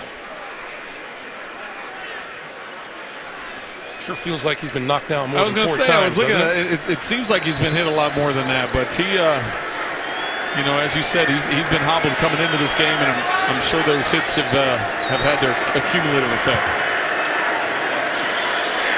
Newton, he and Benjamin not on the same page. That's incomplete. Those guys, there's Ricky Prohl. I'm sure you know him, wide receivers coach with Carolina. On the receiving end of 3 of Trent Green's 162 career touchdown passes when they played together back on the Rams in the year 2000. And you looked like you were fairly on the mark there. Yeah. How about that? You said that like you're surprised, right? No, Ricky does a good job. I had a chance to talk with Mike Shula, who's the offensive coordinator for Carolina, and he just couldn't say enough good things about Ricky Prohl and how he's done, especially with Kelvin Benjamin, but getting Philly Brown up to speed as well. Newton throwing, that's caught across the 45-yard line by Jason Avant for a first down. And Newton stood in there and delivered. We've talked about his arm strength. Here he doesn't even step into his throw. There's enough bodies around him. He can't even use that lead leg to step into it, and that just, once again, shows you his arm strength, squeezing it between the 2 defenders and for a big first down completion. Number 27, Torrin Poole, running back, making his first appearance today and his first carry, and he is met and stopped by Darrell Smith. Welcome to the game. Now they say the ball is loose. Baltimore says it's their ball. And it is. See, for me, it appeared like his forward progress had stopped, and I don't know if there was a whistle before this. It'll be interesting to see if they stick with this call. You can see them all talking around midfield right now. See, his forward progress has stopped.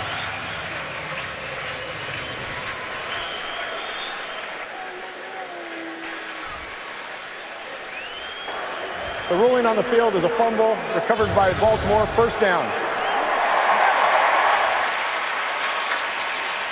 So the officials on the field say no. The ball came loose while it was still alive, and Carolina turns it over at their own 49-yard line. Not the way Torrin Poole wanted to debut in this football game.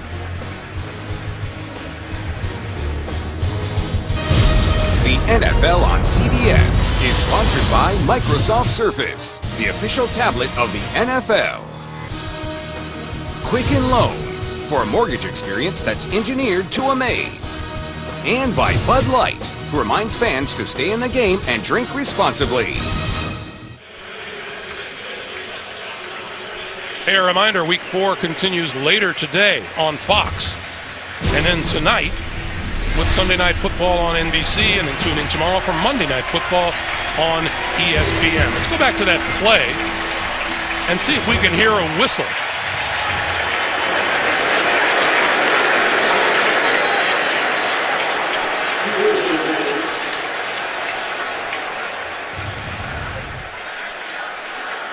I never heard one.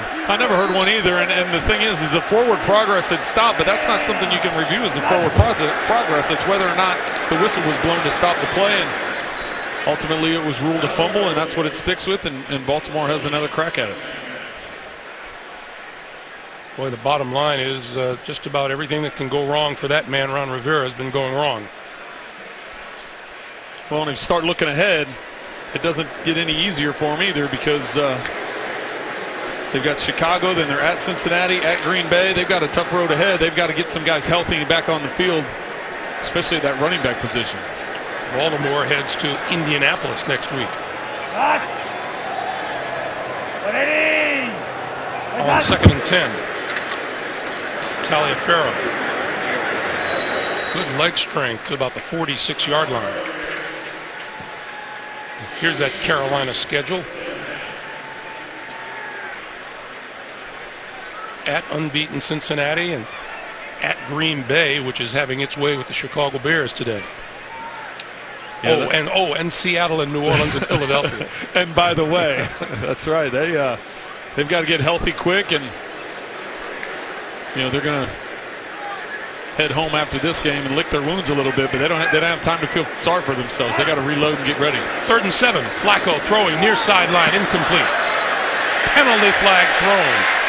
Torrey Smith covered by Antoine Cason.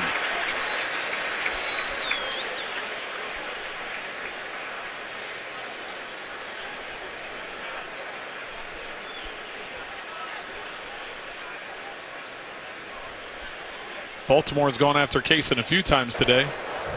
Pass interference. Defense, number 20. The ball will be placed at the spot of the foul. Automatic first down.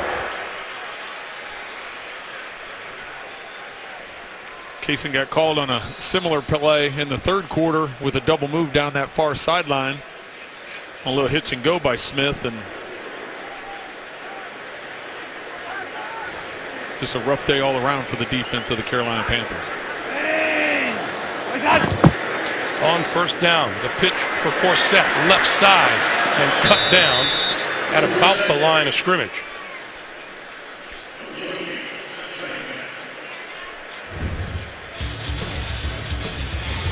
How's Luke Kuechly's day look to you?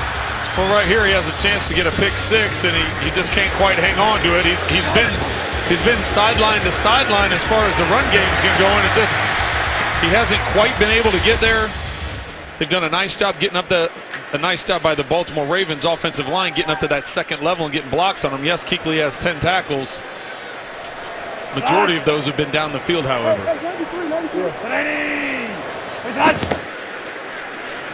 On 2nd and 10, Taliaferro hauled down at the 35-yard line by A.J. Klein. And by the way, when you're sitting there talking with Luke Kuechly, don't you get the feeling you're talking to a high school senior?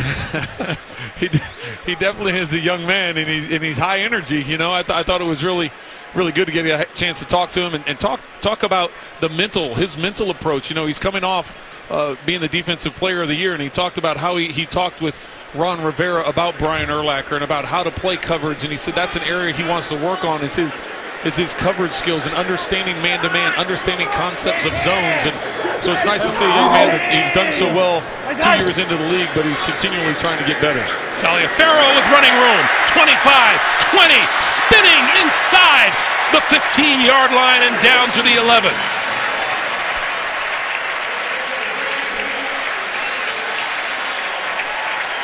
Lorenzo Taliaferro. You're going to see he goes here, and he's got a nice cutback lane. He cuts through here. His good vision, good patience with his blocking up front. See, he plants that foot hard and is able to cut back, and there's just nobody on the backside for Carolina to prevent that running lane, and he's able to get up to that 2nd level and get him down inside the 15. And as you can see, Baltimore picking up yardage in chunks. 7th play at 20 or more yards.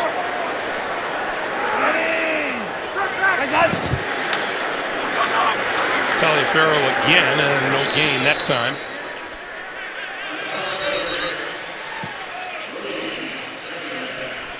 Well, Greg, you just mentioned the big chunks that Baltimore's been able to get, and that has to be frustrating for Ron Rivera because he touched on that.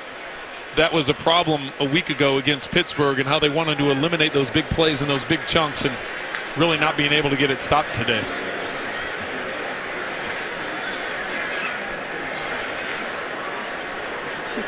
Like most NFL head coaches, that man is passionate about football. 2nd and 10.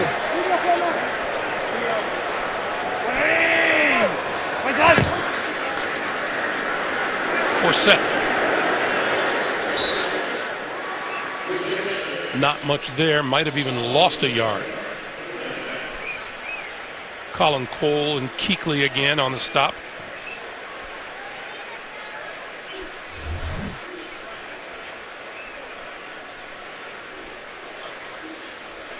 I think he came right out of high school. They say Boston College, I'm not sure. Well, Steve Smith, they just showed real quick there on the sideline. He doesn't even have his helmet anymore. They're going with some of their backups, giving him an opportunity, especially here on 3rd and 11.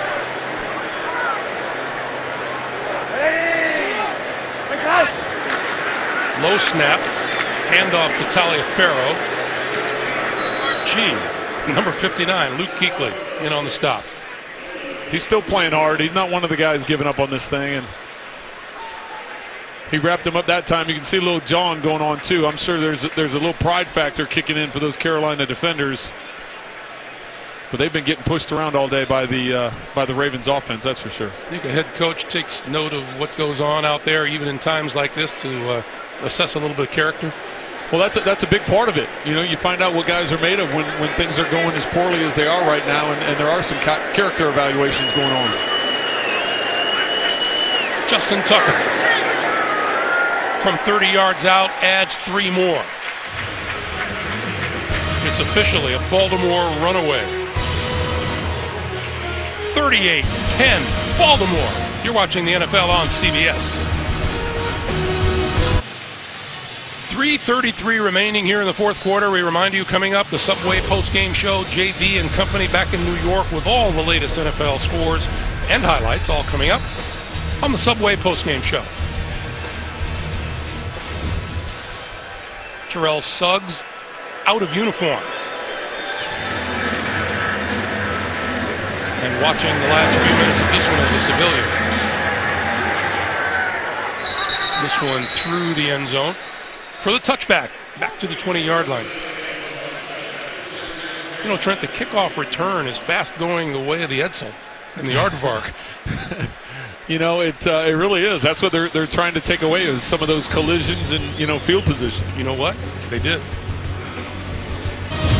The NFL on CBS is sponsored by Verizon. More live games than ever before with NFL Mobile. And by Subway Restaurants. Hurry in for the $5 footlong Italian BMT. Subway, eat fresh. M&T Stadium has begun to clear out with this game well in hand for Baltimore, and Derek Anderson, you saw just before we went to a break, has reported in and is now quarterback in Carolina. Let's check in downstairs with Evan Washburn. Evan. Well, Greg, we saw Terrell Suggs was very effective early in this game, but he's out. He's in street clothes now. He re-aggravated a groin injury that he dealt with throughout the week. Just an update from the Ravens sideline. Thanks, Evan. Terrell Suggs in his 12th season out of Arizona State. Mentioned to him yesterday, you don't have a sack yet. He said, yeah, that's got to come to an end. Took care of that today. Derek Anderson to throw. Far side. Oh, right into the hands of Philly Brown, his wide receiver, who turned and the ball was there. Well, I talked earlier about Cam Newton throwing a handoff pass where the receiver doesn't have to do anything. That's exactly what Derek Anderson did right here. Philly Brown turns around and about knocks him over. So that's good for a first down out to the 41. This is Darren Reeves and that Baltimore defense, which has been stout all day long.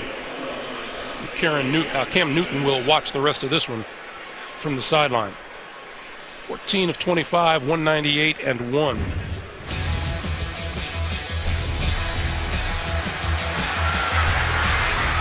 He had the touchdown pass to Kelvin Benjamin and then spent a lot of time picking himself up off the turf.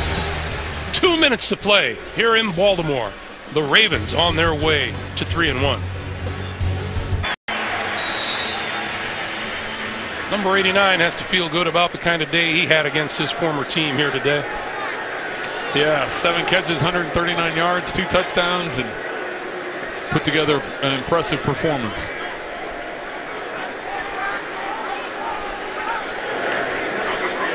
Derek Anderson with time, throwing, and that is complete to the 40-yard line to Philly Brown, who makes his second nice catch in a row. How about 89's day? Yeah, we just mentioned from the first snap of the game, they get him the ball on the little bootleg. He's able to pick up about 15 yards, and then it just steamrolled from there. That one was a little bit lucky. This one here was just great concentration. had White hanging all over the back of him. It was a pass interference call, but yet he was able to concentrate, bringing his second touchdown reception of the day. Minute 25.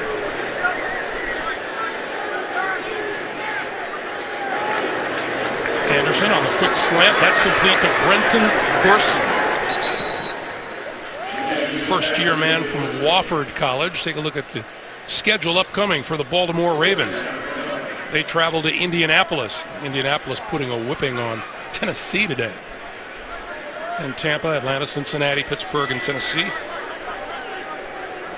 All smiles on the Ravens sideline on a day they paid tribute to Todd Heap at halftime.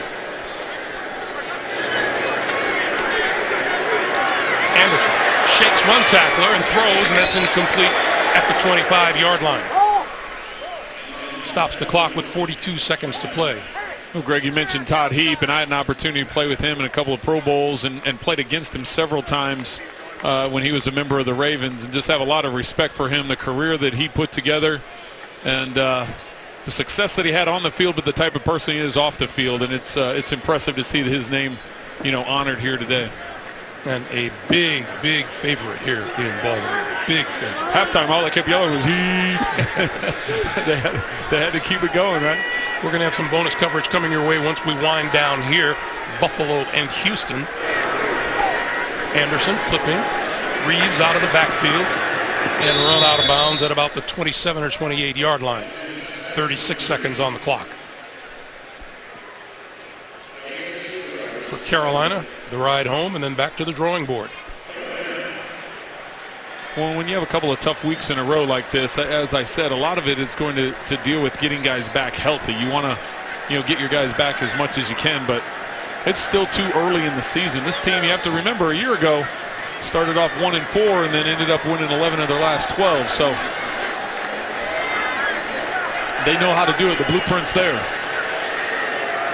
And Cam Newton, as we said earlier, 5-1 after a loss. Now back-to-back losses. Anderson over the middle. And that is complete to Benjamin. And Benjamin inside the 20. Another first down. Clock continues to move as we come up on 20 seconds remaining in the fourth.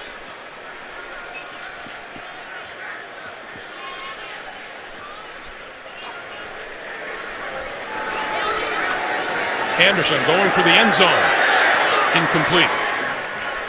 Intended for Philly Brown, the rookie free agent out of Ohio State, covered by Asa Jackson.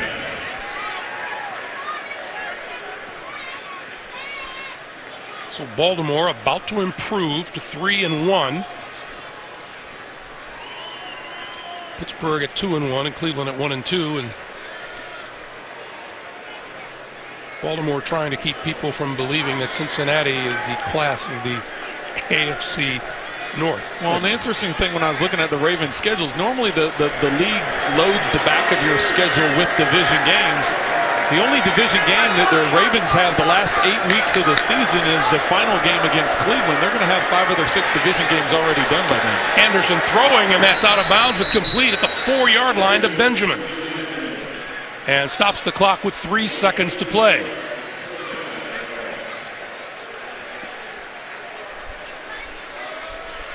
Terrell Suggs waiting for his next assignment in the game, coaching.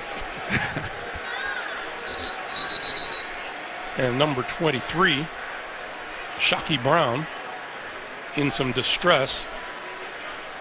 The ultimate bummer, right, with 3 seconds on the clock. Injury after, now you have to deal with all the stuff that goes into treatment and rehab for the week. You're just trying to finish out the game, not get anybody hurt. And that one last hit right there on Kelvin Benjamin. No, Greg, the reason I bring up those division games, with the way the playoff format works, those division games carry so much weight now. So the fact that Baltimore will have 5 of their 6 division games done before the midpoint of the season, that will carry a lot of weight when you're heading into December and hopefully for them into January.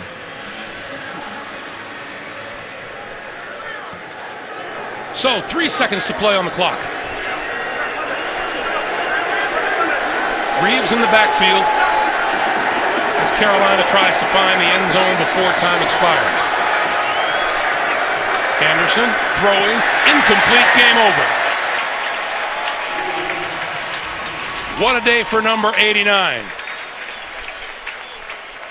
He was front and center as the Baltimore Ravens knock off the Carolina Panthers by a score of 38-10 for Trent Green, and Evan Washburn, and the rest of our crew here in Baltimore. Greg Gumbel saying so long from Baltimore, Maryland, where the Baltimore Ravens improved to 3-1 while Carolina drops to 2-2. You've been watching the NFL on CBS. Stay tuned. Bonus coverage coming your way. Houston and Buffalo on CBS after this.